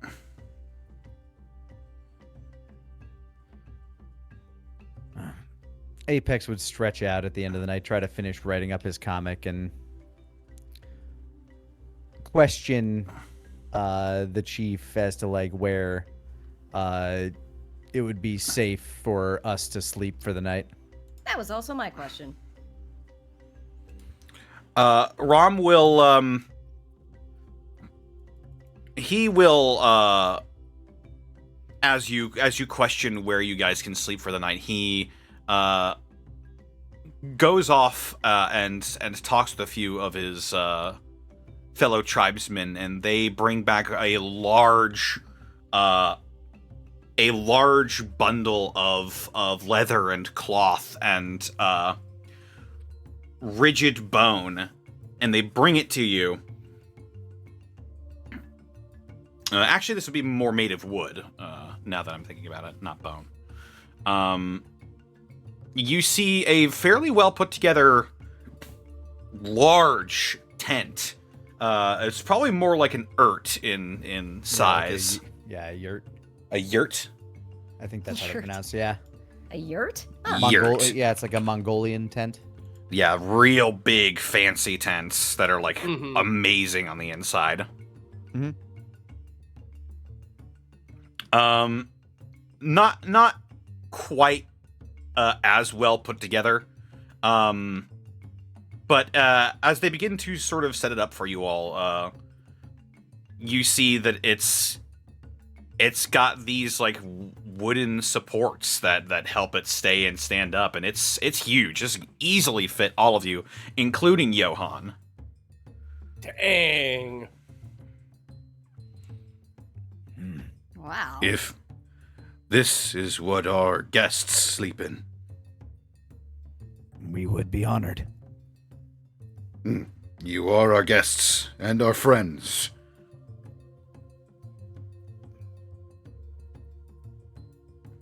Bastion nods and okay. Bastion nods and goes inside. Well, I guess I'll head in too. Just kind of whistle Yeah. lick. Oh, cozy. Yeah, you go inside, and it is quite spacious in here. Obviously, there's still the ground beneath you is still earth and grass and dirt. But you do have roof and walls, or I guess one circular wall.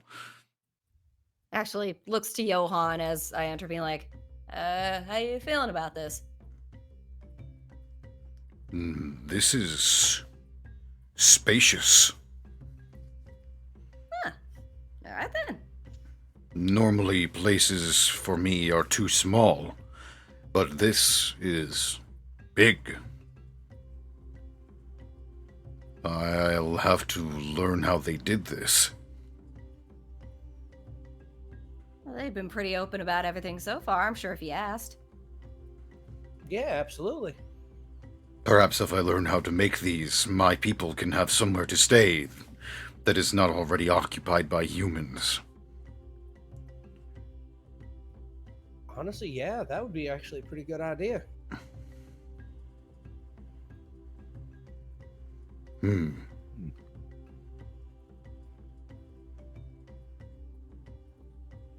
Oh, man. Hell of a day. Pretty good day, though, I'd say. Oh, yeah. Oh, yeah, I think as far as day is concerned, we knocked this one out of the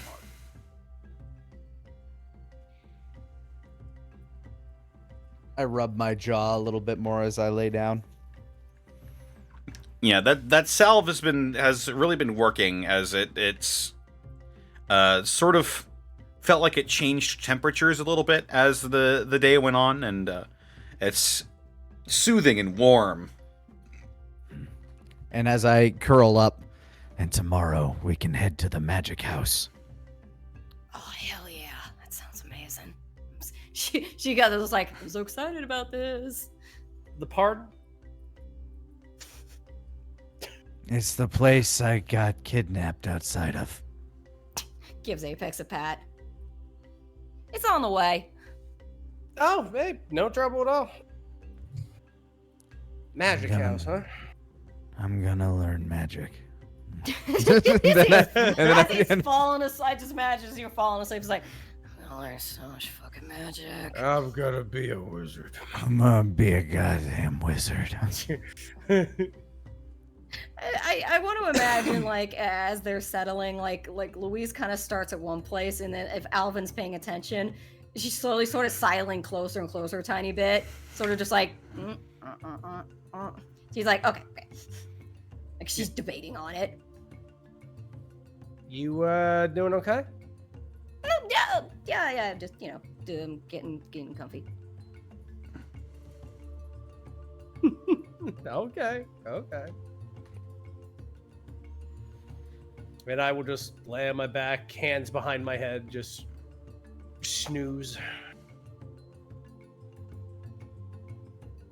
And as you all eventually drift off to sleep for the night,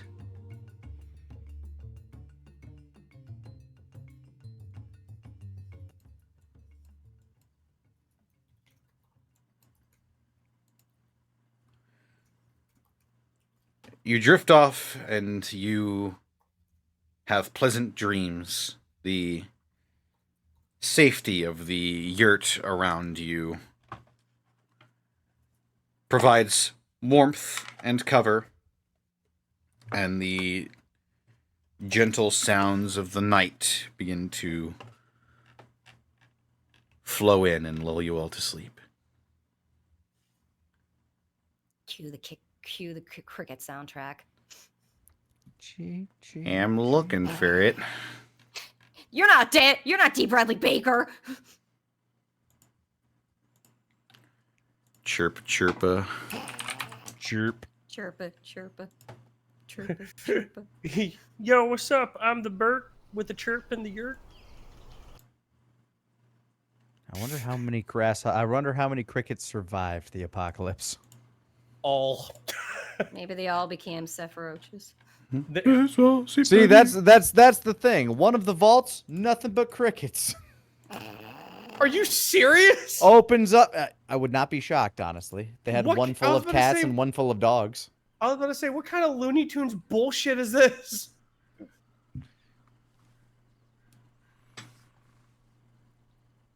All crickets and one comedian.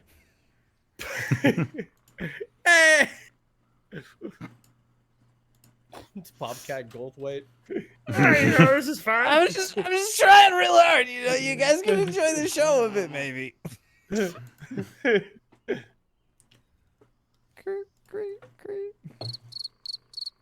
Oh, there it is. I was like, why was it so quiet?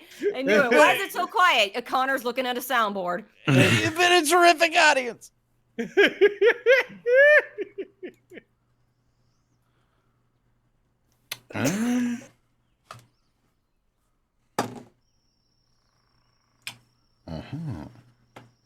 Oh, Very ambient, yes. banana. Oh, banana. So you say I heal double what I normally would? You Due to the do salve. heal normal what you doubly would. Nice.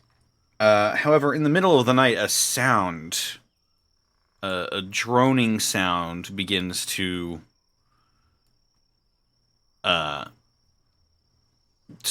begins to stir you.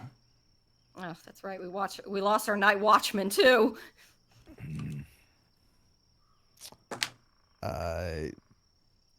Being on the edge of consciousness, should I roll a wits?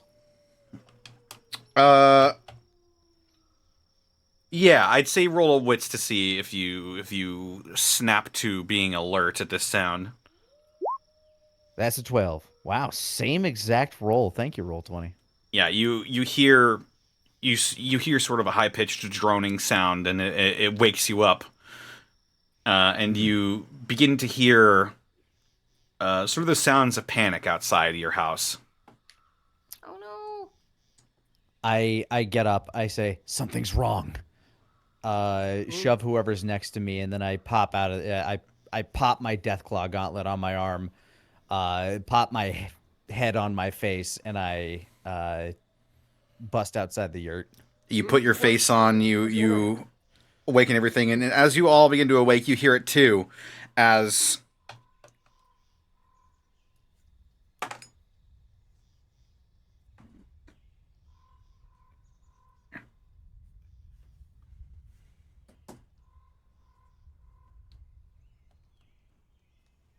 you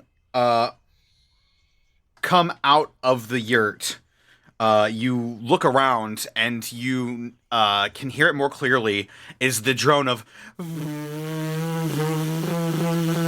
as you look into the distance and you see 7 bloat flies have wandered into your camp. Shit. Rubs her eyes. holy shit. I have not had my. It's like I haven't even had coffee. I look Lock and for the- load, boys. I look for the biggest one. That one's mine, and I start running to it. Not one to be outdone, I smash my power fist together and just start running behind Apex. Louise just groggily loads a rifle shell into the shotgun and just her rifle just being like, okay, levels it. All right.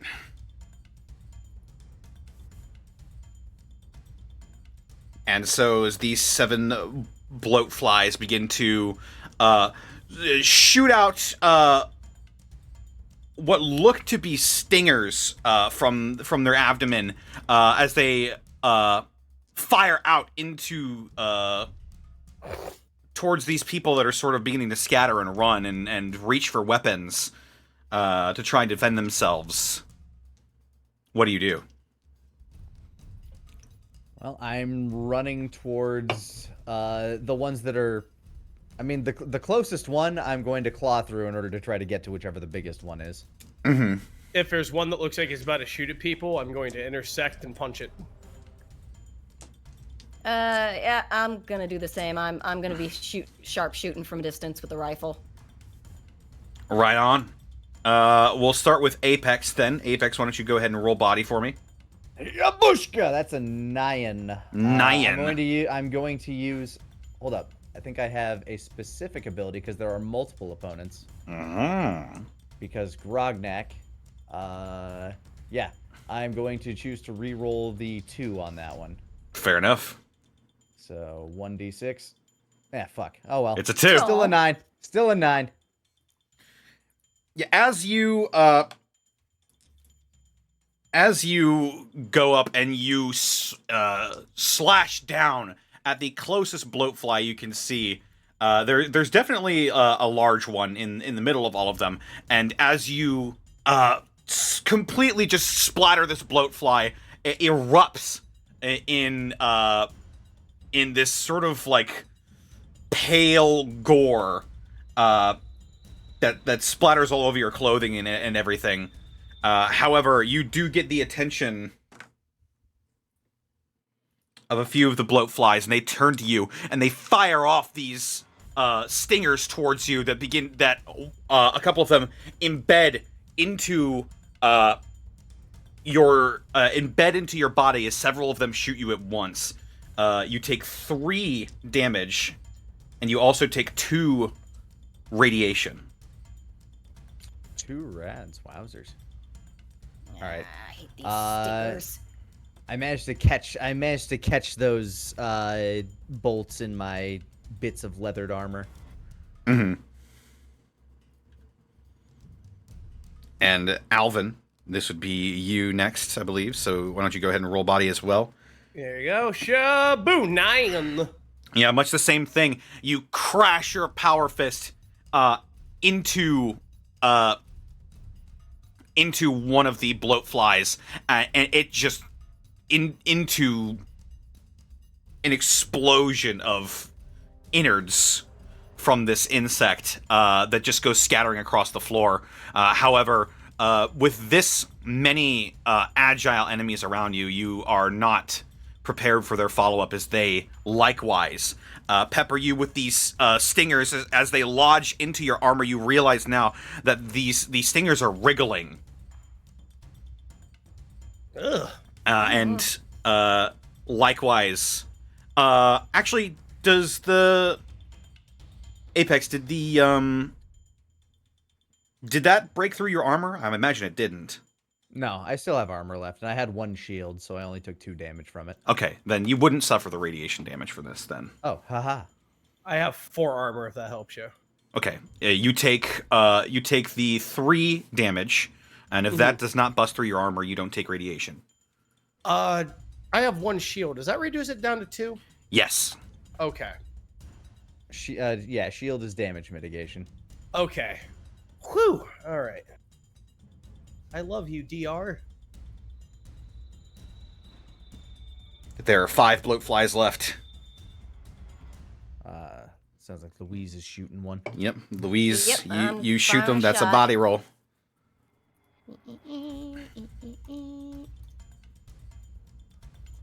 Go to sleep. It's 5.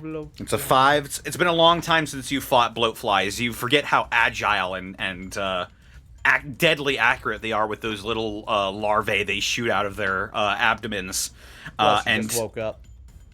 plus you're a little bit groggy, yes. So Plus, I'm using a rifle that I've never used before. That's true. So as you try and take a moment to level your weapon at these bloat flies, they turn and they begin to fire off these sharp-mandibled larvae towards you that embed into your armor. You likewise will be taking 3 damage. Okay, that does not go through my armor. Excellent. Then you do not take radiation. May I try to save this with a ricochet? Yeah. Give it a go. Give me something. That's an 8. Yeah. Then a couple of your you do finally manage to get a round off, and it goes sailing through one of the bloat flies. And now that there are a majority of them have it was 3. Wait, no, they're down to 4. Started with 7. Yeah, there's still 4 left. There's still 4 of them. Yes, Of course, if Johan's coming in, then that is true. Johan does wake up, and he grabs his barbell, and he's gonna try and swing.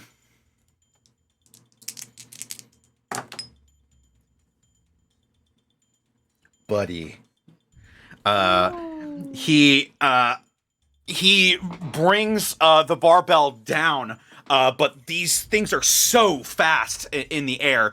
They just dart out of the way, and he completely whiffs, and they begin to pepper him, and he's not wearing very much armor at all. So they dig into his flesh, and these little tiny larvae begin to bore into his flesh, and he's in pain now. Already irradiated, so maybe he's okay? Me and her. I mean, the stingy little bitey boys still have to hurt, though. True. He's immune to red, not immune to bees or larvae. or I am larva going bees. to, seeing that they're just kind of like biting and digging on Johan, I'm going to try to get at one that maybe he can't reach at and kind of like try to rend it in half without hurting him. All right, yeah. If you're circling around towards the back to try and Yeah, Johan and I go back to back. hell yeah, brother. Ooh. Oh, yeah! 14. Oh yeah, definitely. You circle around this group of bloat flies, and you carve through one of them. And as the others turn to try and pepper you with their stingers, they find no purchase as you now easily dodge out of the way of some of them. All right, 3 left. 3 left, and as now a majority of them have been diminished, their damage will likewise go down.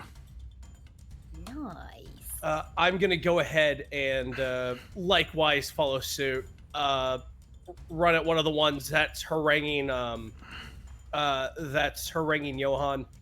If there is a way to jump at them and swing my heel down into one, that's what I'm doing.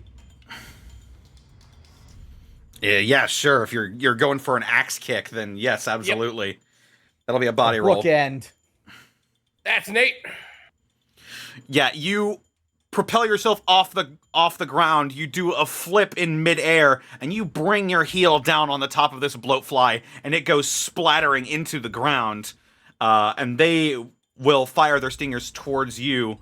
You take 2 damage now. All right. Because your shield gets reduced to 1. Hot damn. And that likewise did not break your armor either? No, I have 1 armor left. I am tripping the rift with my armor right now. Excellent. All right, Louise. I will try another sort of like curse after she whiffs the first shot, even though she manages, but she's going to try this one again. Steadies herself like, come fuck on. That's an 8. 8? Yeah, definitely. You fire off another shot with your rifle, and there's now 1 left that sees an opportunity as its final comrade goes down. It shoots at you. You take 1 damage. Squares her shoulders. Be like, oh, you're a little fucktard. Grim Reaper's sprint. Grim Reaper sprint? Yeah, let's do it. Remind me. That's what does 11. That do? Yes. Grim Reaper sprint is if you get a kill during combat, you can immediately act again, but you can only do it once per combat. Oh, I have to roll a +10 to be able to act again, which I just did. Yeah. Then she will immediately just like, actually, okay, I took 1 more damage. Where's my... No, armor's still good. I mean, not great, but it's still up. When she takes that hit, she just like rolls her shoulders back, and she just was like, fires off another rifle round immediately. Go for it, yeah. That's wrong. That's an 8. Yeah, it readies another one of these small, sharp larvae, and it fires it out right as it goes up in an explosion of its own fluids. However, the final remaining, the death knell, the last hurrah is the larvae embedding itself in your armor, and you take another 1 damage. I won't imagine the force actually throws her onto her back, but, you know, her armor's still good, so. Mm-hmm.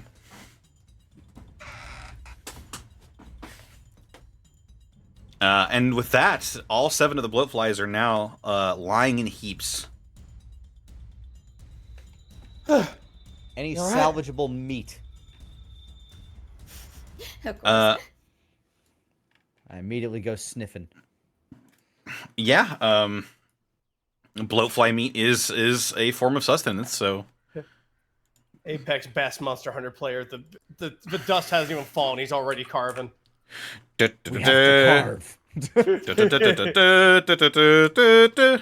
carve. Johan, you alright? I am fine. And he like pinches one of the larvae on its abdomen and just yanks it out of his flesh. It begins to trickle down in sort of a greenish red color.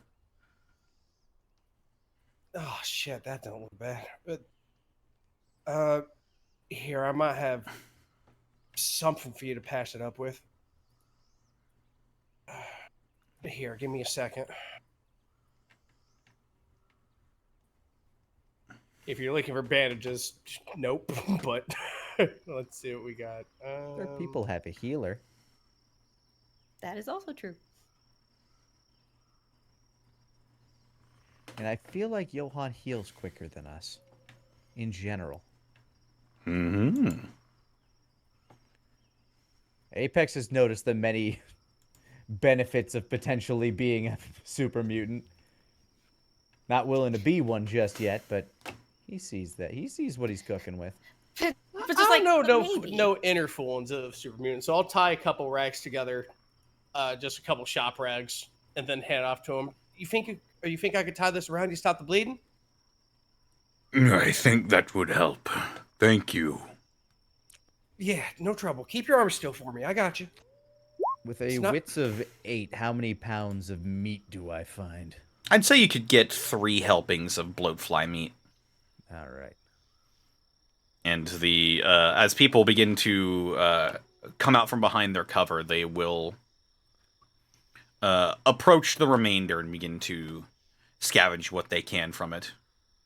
Rom approaches you all. I must thank you again for coming to the aid of my people.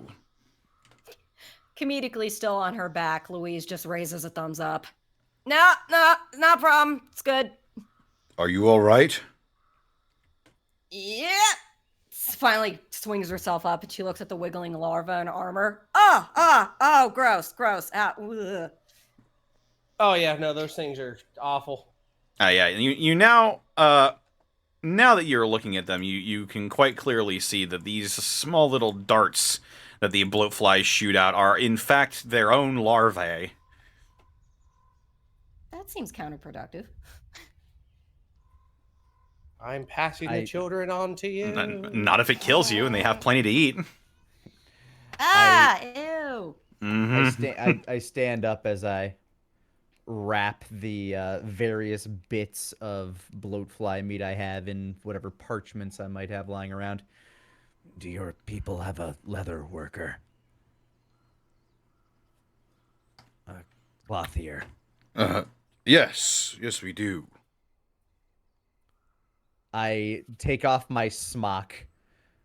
Could they tend to this? Yes. When the Hole-in-One graces us with its light in the morning, it will be ready for you. I nod.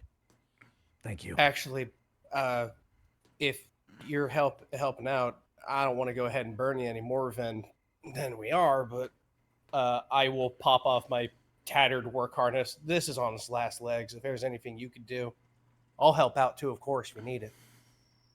Yes, If of you're course. offering, me too. Oh, I look at him and I say, consider the meat as payment. yes. It's fine. See, but if I it's on the haggle. table- I haggle. Oh, you haggle? Yes. I haggle all the time. My haggling boy. There he is. Bastion the Haggler, that's what they call me. For now, get some sleep. Of course. you. And thank you again for that. Greatly appreciate it. I walk back into the yurt, flop face down where I was sleeping before, and just go immediately back to sleep. I help Louise to her feet. Oh, it's too You all fucking good? early in the morning for this. Well, go get some rest then. I'm gonna go ahead and pass out too. Yeah. Hopefully, we won't be even louder buzzing in an hour, right? Please don't joke about that. At least Yeah, let me you have know- caffeine first. Oh, you know what? Yeah, you're probably right. And I will flop and rest.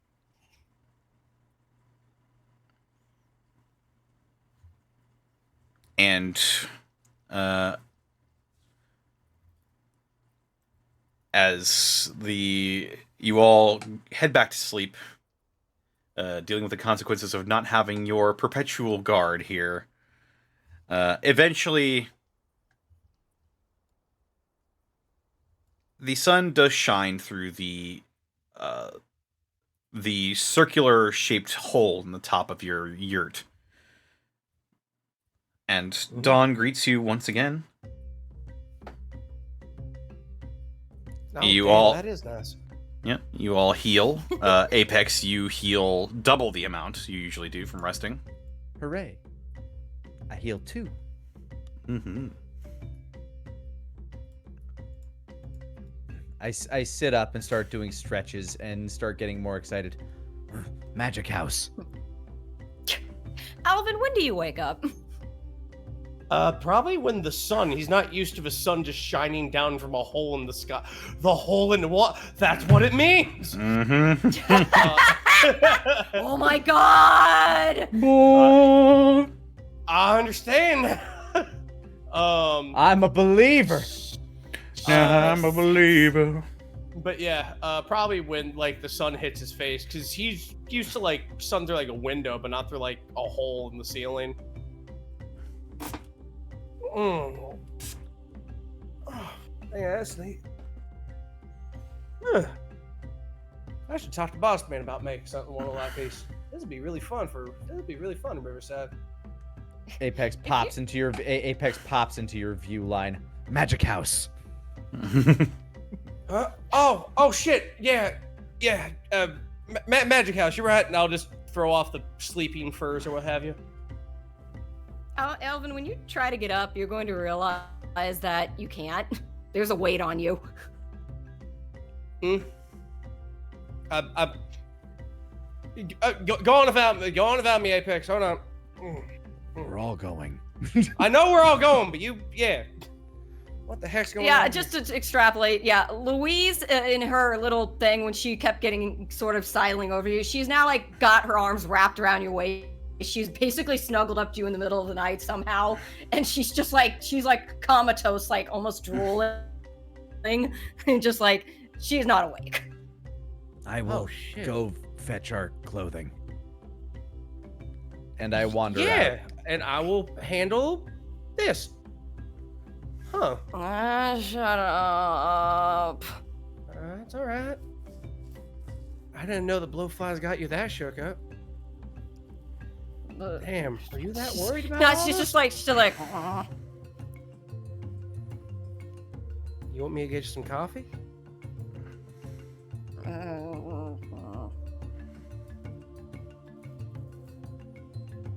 Hell, if I knew you were that But worried then- about us with the blowflies, I would have swung 3 times as hard.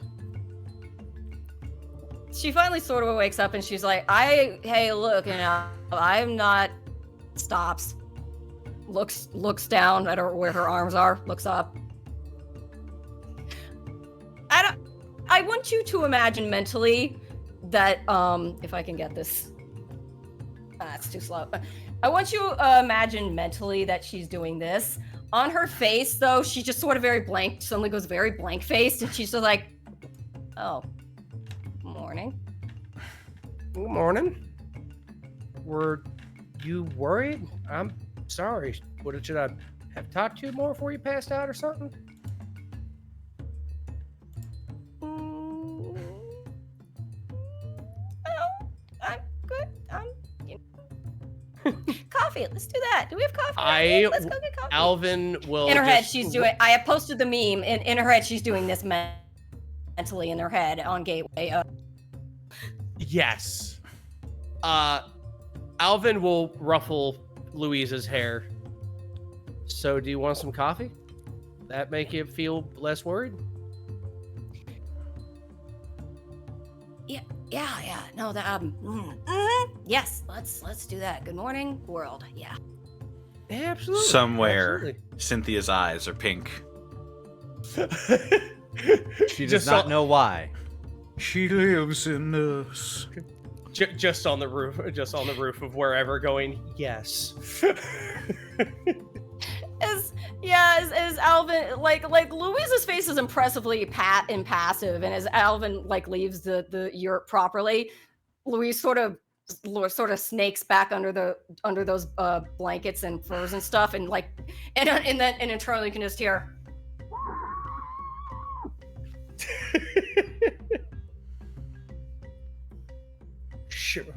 Shirtless with the coveralls hanging around his waist, he will then scoop his arms into the upper part of his coveralls, zip up, and away we go to find the Apex. Yeah, as Apex exits the tent, Apex, you see that the events for the day are well underway by the time you guys all wake up.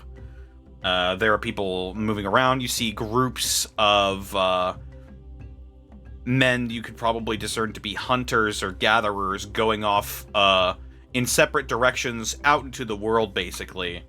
And you approach someone who appears to be working on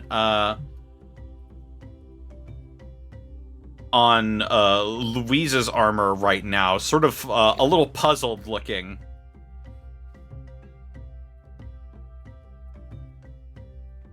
I walk up to them silently. Roll wits. All right. 12. Yeah, they I don't emerge notice from you. the shadows. They don't notice you as you slowly approach. He just scratches his head and looks down. He's got some sort of cutting tool in his left hand. And he's scratching the back of his head with his right.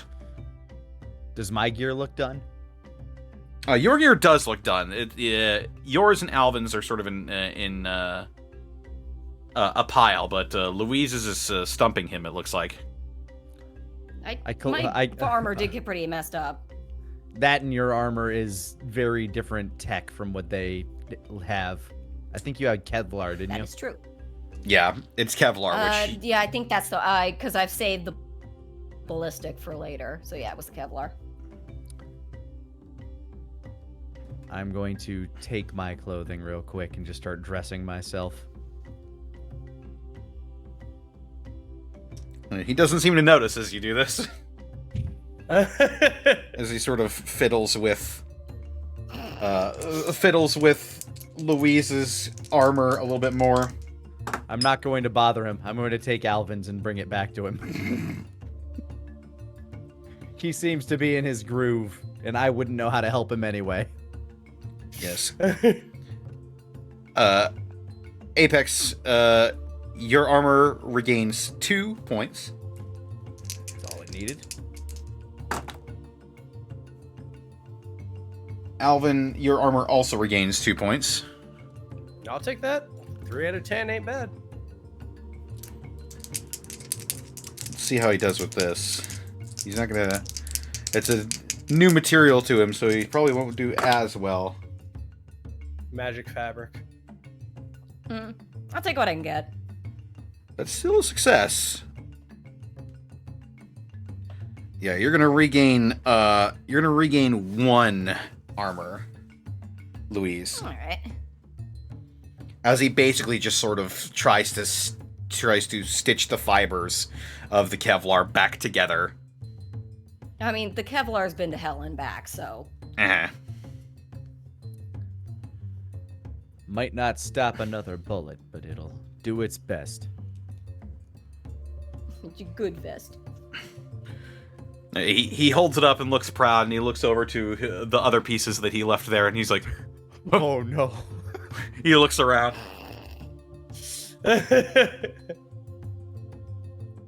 Lightly, if a hand just slowly shoves it off the table like no one saw that. Puts it on later. It's like, this seems lighter. Now he just has to wonder about those. Now he's wondering about the damn prankster kids. Crazy kids stealing the armor. Armor stealing goblins. Who do they think they are? The Apex? Would the Apex steal armor? Anyway, From I return living to the creatures, yurt. I return to the yurt with your armor, Alvin. He still appeared to be working on Louise's. I didn't want to bother him. Oh, yeah, that makes sense. Ain't hers Kevlar, right? I shrugged. Something like that. Some kind of fancy fabric. I get that though. She We pops have a lot out, of- looking normal again. Yeah. It's been through a lot, though. It kind of makes sense. Yeah. We might have to go ahead and shop for some new stuff. Even my old armor harness is getting a little too beat up for comfort nowadays. Kind of a miracle. What is this, leather? Oh, that's a smart move, actually. I start doing my morning calisthenics and stretches, getting ready for the road. Alvin cracks his neck and Apex, he... your family wouldn't have any kind of supply. Oh, sorry. Go ahead. No, you go ahead. You go ahead. No, I was gonna just say to Apex, like, your family wouldn't have any kind of supplies for this sort of thing, would they? Scrap metal? Maybe. They have to repair the family Protectron every now and again. And we do trade Well, with I traveling wouldn't want to traders. take away from their own stuff. Yeah. I wouldn't want to take away from their own supplies, but I mean... If you have something they need, they might trade for you. They trade all the time Fair enough. with travelers. And we have a lot of scrap metal and whatnot laying around. And if I can go ahead and find someplace nice and quiet and whatnot, I can probably go ahead and take some of the stuff we have and go ahead and just strap some metal to it, or go ahead and just add a couple, or add or repair some of the parts that Apex uses for his armor. But today, we head to the Magic House. That's right, the Magic House. Lord help me, Hell why does the yeah. Magic House sound ominous? If it lives up to its name, maybe we can find a way to deal with that psychic creature. You know what? Knowing only recently that psychic things, yes, indeed exist. Hell, magic probably exists too. So yeah, maybe hand in hand. Maybe the Magic House is literal. Long shot. What but is magic? You're right. It is. Magic. I reach into my collection of Grognak and I pull out. I think one of his enemies was like an ancient pharaoh type that used magic. I can't remember all of the Grognak lore I learned before I made this character. But I pull out an issue. It's being able to pull energy out of the air to do strange things, like summon fire or snakes. Snakes were these little noodle creatures that used to bite things. I don't know if they still exist or not. Alvin looking over his shoulder, and Do I they think not- that one's what, lightning? That looks like lightning. And men could do this. Well, Summon energy from the air. I don't think it's real, but maybe it is. I don't know how much of these books are based on reality before the bombs, and how much of them are fiction. Magic seems like fiction, but there are a lot of strange things in this world. Yeah, like I've never seen a man go ahead and do what. Oh, that is a really cool scene right there. But anyway, I've never seen a man do like what this guy's doing in this panel right here. But ever since going back to the arena and seeing those files and whatnot, psychic and psychic things, which is I couldn't even tell you what the heck's going on with that. But long story short, it might not have been possible, but now might be a possibility. And there's- hey, even if it isn't, I still want to go see it. There's an entire house of it.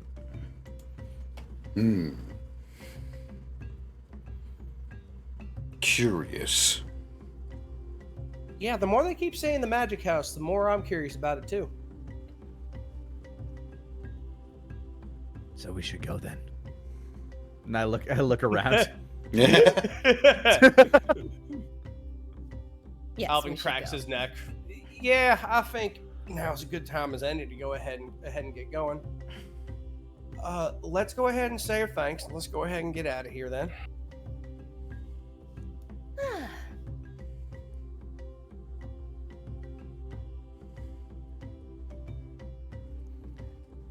Apex waits for them to do the Minnesota goodbye, and then he will excitedly hit the trail with them.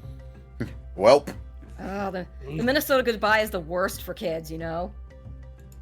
Oh man, that's why you It's got to the, mess it's, with it. it's the goodbye that turns into 5 conversations.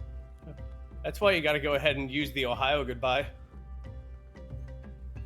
Or the Irish leave. goodbye where you just leave. Oh yeah. It's the Irish goodbye too. Oh, that was a good trait. One of my family members did. Like he was there, and then he's like, "Good talk." The Irish goodbye is, all right, well, I just let the Discord call. It's like that the British goodbye is apparently before you do it, before you can go properly, you have to slap your knee and just go, right. I do that so much, Sarah. I do that or welp. And slap my knee. I leave rooms without fanfare probably far more often than I should. Like I just ghost sometimes. Or she's like, they're talking. They're talking to somebody. Whatever. I'm a jet. Wasn't he in the bathroom? I don't know. He's gone. But yes, I will go ahead and I'll go ahead and thank Elder Rom for his hospitality and his time and everything. Should you find yourselves in this part of the world again, you are always welcome. Well, thank you very much for your hospitality, Elder Rom. And I hope we do meet again. And I genuinely do mean that. I hope the next time we meet, you will bring our young lost lamb. That'll be a Do promise. our best. And I'll slap my fist against my chest like, I got this. And then I will rejoin Apex, who's probably vibrating. I'm just May doing the some hole cat, in- I'm just doing some calf stretches. May the great hole in one mark your path. Thank you kindly, Thank- sir. Thank you very Let's much see, for Johan. everything. You ready to go? Absolutely. To the Magic House we go. And so, saying your final goodbyes to the Tapawingo tribe, you turn around and begin to head towards the Magic House. As you hit the lonesome road once more.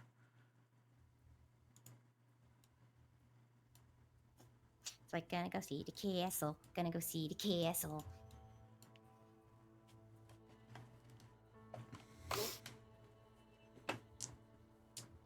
Man, I want the Magic House to end with Apex going, see, there were wizards.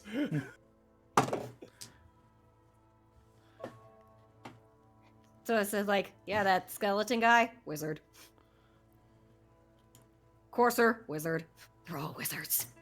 Are you going to the most direct path, or are you gonna go back and try and follow the road? We'll probably take a relatively direct path until we hit a road. Okay. I figured we were gonna follow Apex's lead on this because he's the one who's been following the trail he took. Yeah. Damn good tracker, too. Well, I got apparently we never even hit the trail I took because I got kidnapped here at the Magic House. Conveniently. Yeah, very it may or may not be a retcon, but Oh yes, I see. honestly, it's That's far enough so into tough. the city that it makes sense. This is where I would have gotten nabbed. Look, when you have a place called the Magic House, it's worth a retcon.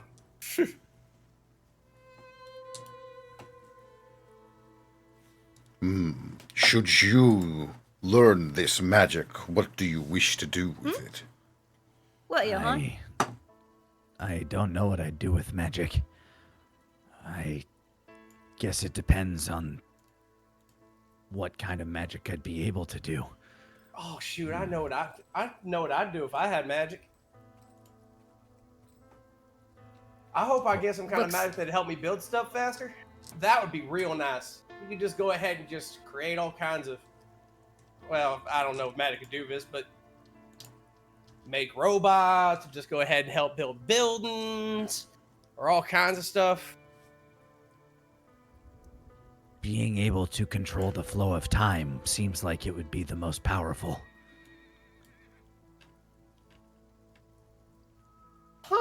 The flow of time. Making 1 second feel like many seconds. Everything else slowing down around you. Or maybe even stopping. Alvin holds up his finger because he knows a drug for that, then he lowers it real quick. Apex, you've given this a lot of thought. I give lots of things lots of thoughts. That's fair. Sometimes it matters. A lot of times it doesn't. Oh, I wouldn't go ahead and say much of that. I didn't think much of the comments and whatnot but traveling with you, I mean, hell, there are things that say psychic now. Who knows? There might be aliens. I don't know. Yeah. Just throwing it out there.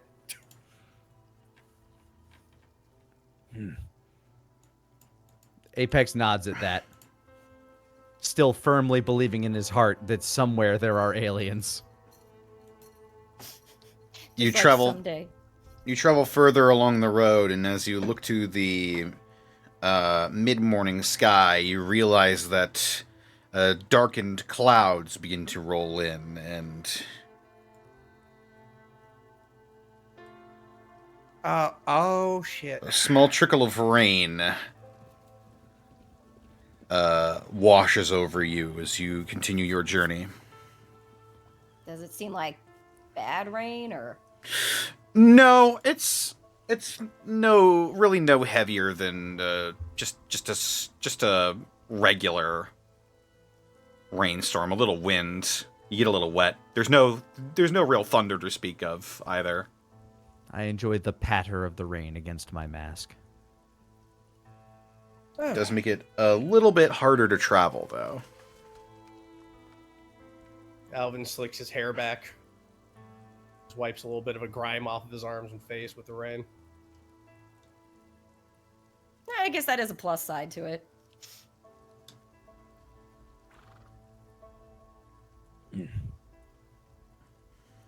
Start looking for more like upward trajectory, try to get like more of a high road. If we could find a road, walk on that. If not, walk on like higher land so that the water doesn't pool beneath our feet for too long.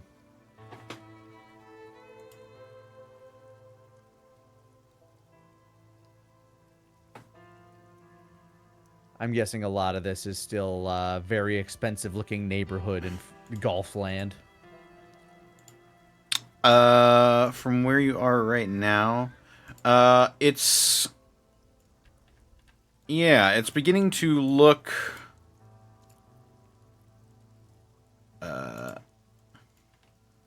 where is this?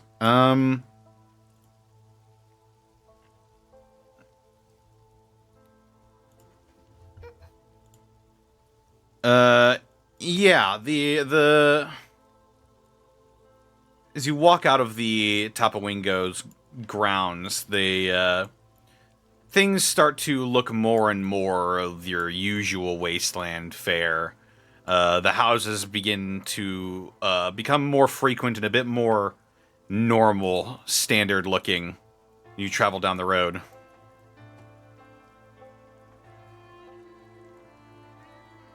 Little low whistle from Louise. This area looked like it was pretty ritzy at one point. There might be some good materials in them buildings.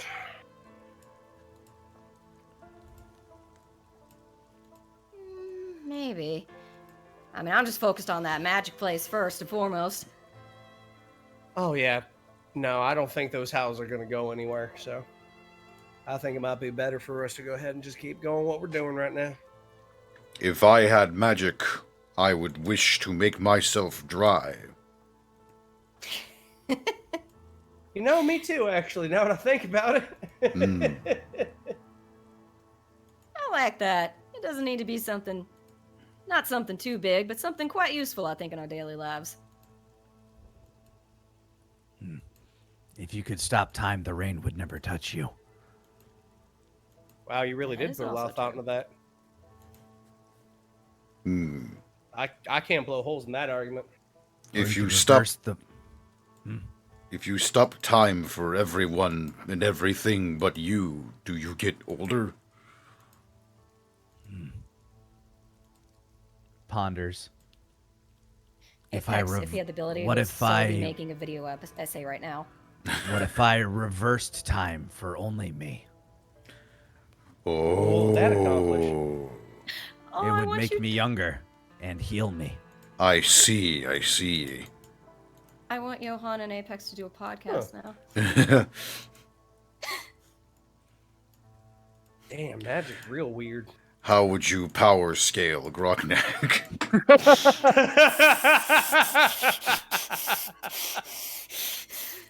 I think as far as the Unstoppables go, he's clearly A tier. But I don't know. Growlock the Sorcerer gives him a lot of trouble.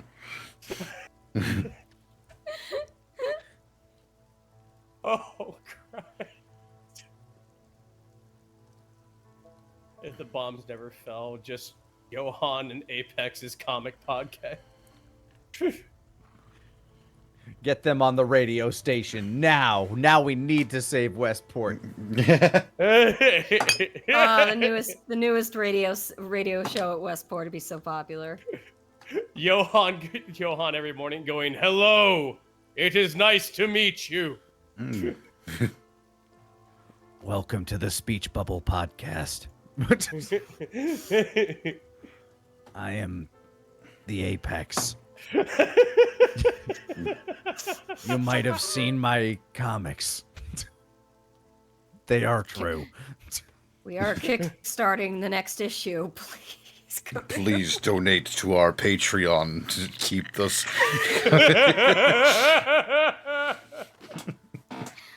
Oh, Viewers, God. listeners like you make this show possible.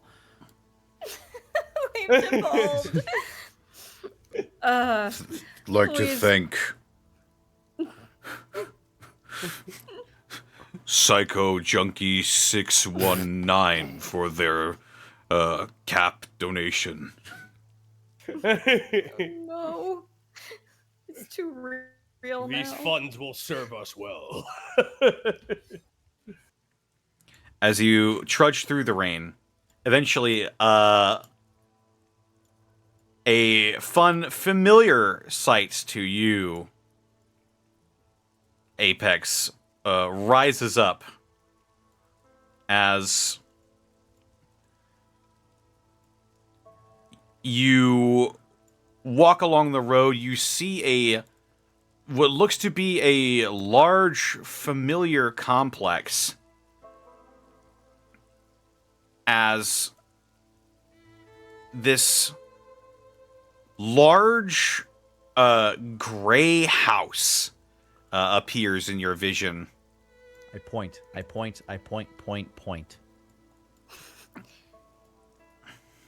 Oh, Is that the magic house? Yes, it looks like how I remember. It doesn't look all that magical. It has the words written on it, though. And I walk out to the side, like I pick up my pace quite a bit. I break into a light jog to follow suit with you.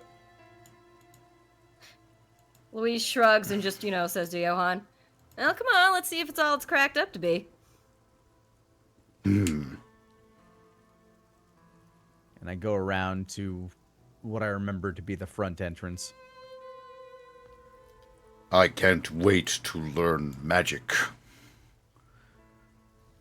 I want to see if it will work on super mutants. And you trudge up outside of this large, light gray structure. The complex of the magic house set in front of you. The overcast clouds setting a darkened lighting surrounding this large structure, and a crack of lightning lights the air around you briefly as you have made it to the magic house. As the lightning strikes, I point, "Magic!" And that is where we're going to end the session for this evening. Hey! Yay! I've been sitting Good on this timing. since the beginning of the campaign. Oh no, Well, I you're am- excited. Good. We're rolling into a fun side quest. Oh, it's gonna be In- interesting to say the least. Ah, In 2 interesting. weeks. Interesting is better than fun. That's right. In 2 weeks, we will be resuming the festivities here in Gateway. We may or may not have some alternative programming in the meanwhile, but we'll have to find out about that later because I'm going to be going on vacation. Hey, baby. Well-earned vacation. A well-earned vacation, eh? Enjoy your time off. By the way, similarly, those of you that tune in for Roll With Me, it is currently on hiatus until August 7th due to many people having things going on. Oh, that's right. Yes.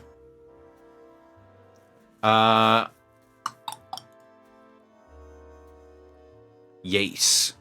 Hell of a cliffhanger Right on. on that last one, though. Uh-huh. So yeah. Learned a lot of things. But in the interim, thank you all for stopping by. Let's go ahead and do our outroductions. Lanny, where can they find you and what are you up to? Find me all over the internet at Lanny Pator. Current obsession here on Twitch is a little game called Dave the Diver. You catch fish, you make sushi, and sometimes the game wildly changes genres on you. And you just have to adapt to that real quick. I did a little sneak through a Shadow Moses base in the last segment that I played, and it's an amazing little gem. I'll be playing some tomorrow at 7 o'clock Central Time, PM, if you want to tune in and hang out. That's me. Right on. Rabbit, where can they find you and what are you up to? Hey, how y'all doing? My name is Rabbit. I am a variety streamer, a writer, and comedian. You can find me on Twitch, Twitter, and YouTube at Hey Mr. Rabbit. I stream Monday, Tuesday, Thursday, and Friday. I stream the latest sensation that's sweeping the nation, RuneScape, old school RuneScape, and RuneScape 3. I also stream horror games, RPGs, and retro games. RuneScape's a very fun time, and it's it looks simple, and my god, is it enthralling to master. So join me in my random adventures in that world. And also just go ahead and hear Pop tell his dum-dum stories over at twitch.tv/Hey Mr. Rabbit. Every Thursday you play horror games with Groove and Sarah. That's Sarah. Yeah. And there's Groove, picture not found. Groove in a tube. Groove in a tube.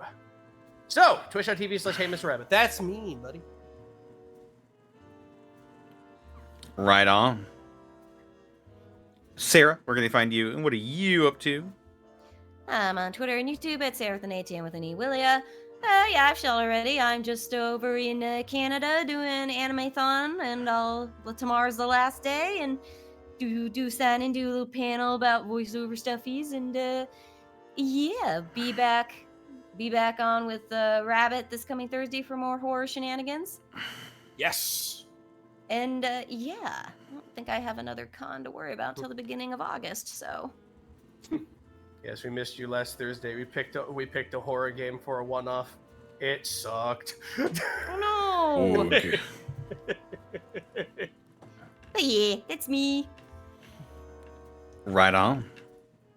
As for me, they can find me on Twitter, Twitch, and YouTube.com/DistortionDevil. I stream Tuesdays, Fridays, Saturdays, and Sundays. Tomorrow we're going to be playing some more Deus Ex The Fall. I'm going to be having some friends join me for that, because it was a lot of fun. Having them join me last time, we had a lot of talks about piss, mostly. Yes. Planet Piss. Yes. For more futuristic yellow shenanigans, head on over tomorrow to twitch.tv/DistortionDevil. As well, check out, speaking of liquids, check out the Hydromancer's spellbook, available now on DM's Guild. Perfect segue. I couldn't Good go better segging. Good myself. segging. Good segging. That's right. That's right. You can hose down your enemies with a flood of water-themed spells for every level. You can use a Use pressurized. your stream of justice to put out the hate. That is correct. You can use a pressurized stream of water to cut through enemies and objects with the Jet Cutter cantrip. You can blast your foes into the air with Scalding Geyser. You can turn potions or poisons into a wide range of sprays with Atomized Liquid. All that and more in the Hydromancer spellbook. Woo. And be sure to check out the next Elemental Tome. That is the Geomancer spellbook. Yes. Yeah, have a lot of sand, rock, metal, and crystal themed spells. Jam missile, jam missile, jam missile. Pocket sand. I will always advocate for You jam missile. joke. It's my favorite spell. Oh, are you serious? Dude, Please I had Yeah. last year's Gobtober. I had Ritzel's cast pocket sand. It was a good That time. is true. Ooh, I'm excited for this year too. It will be a good gobbing to all. Shisha. Shisha. But yes. We also skipped a few steps. This episode was yeah? brought to you in part by Die Hard Dice.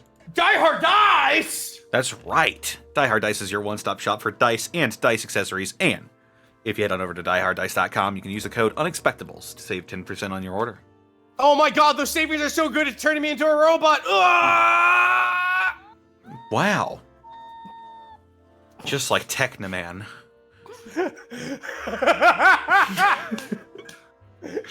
Now that's a callback. Bring out Technoman. Love you, Luke. Somewhere Luke's eyes just snapped open in his bed. Yeah, he it's like 5 a.m. for him. He goes, Did the Squidward awakening. Honey, I had the Technoman dream again. But I am Technoman. I can hear it in his voice now. But I am Technoman. But I am Technoman. I am Technoman. Yeah, we had to save Luke from being kidnapped one Halloween. We did. By Blue Hero. Oh God. The Blue Santa one was my favorite. Blue Santa was so fun. Anyway. Also, check out our spring. We've got plenty of designs there that are available as stickers, mugs, t-shirts, etc., etc. We'll have a few new ones coming out in the most recent months. So be sure and tune into our social medias for more information on that. We also could not do this week in, week out without all the businesses. From people such as... Where did I leave off? Midnight Road White, thank you for the 39 months of Prime. Robert Hartley GM, thank you for the raid with a party of 74. Stellar Coyote, thank you for the 100 bits. Connor and his walking dice. Mugger, give me your money. Connor rolls a nat 20 on intimidation. No, give me your money. Okay, just don't hurt me. Zen Lita, thank you for the 39 months. The Ballad of Screaming Joe's just...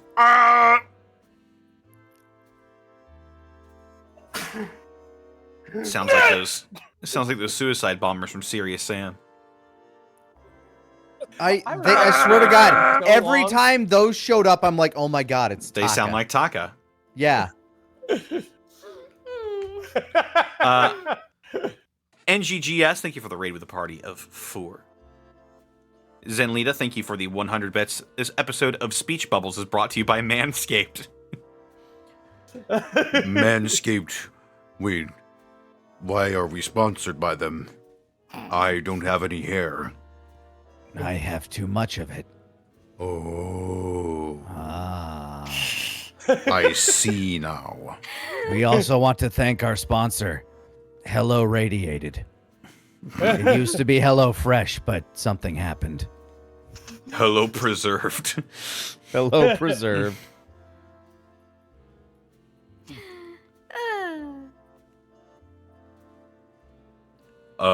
This episode is brought to you by FEV Fuel. Drink it. What's the worst that could happen? You use code Johan to save 10%.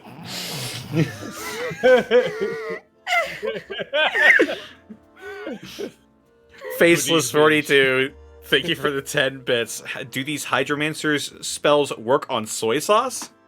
I'm sure atomized liquid would work with soy sauce. It is a liquid after all. You two could fight evil as the Kiko Man. Hey, behold, it's Kiko Man! Drink the soy sauce. I want to drink the soy sauce. It's so salty! Consume. Then he just lets the body drop and then Kiko Man soy sauce, so good you'll die. We do not recommend drowning our customers in soy sauce. However, if you do yourself, then we take no liabilities to it. Thank you very much. You do you, Short King. Indeed. With that, we need to find somebody to raid. Yo, who we raiding? Who the fuck should I be? Let's go ahead and find out somebody to raid. As Who the I fuck? crab walk over here. Like a creature of I nightmares. I see Zacho Duo as I'm high stepping on the ceiling. Oh yeah, Zacho streaming? Yeah, Zacho's streaming, should be. Let me go ahead and click this, make sure my add-on isn't lying to me. I played in a tournament that he hosted. Yes, Nice. looks like he is live. All right, let's go raid Zacho Duo. Is it just Zacho Duo one word? Yes. Right on. What should our raid message be? Welcome to the Magic House. The Magic House! Yeah, there it is. Magic House! Welcome Magic to the House. Magic House will be our raid message.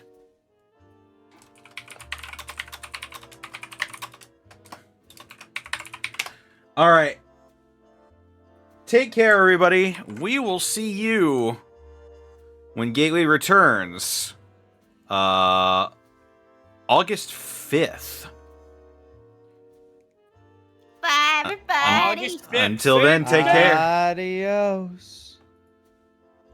Goosebye!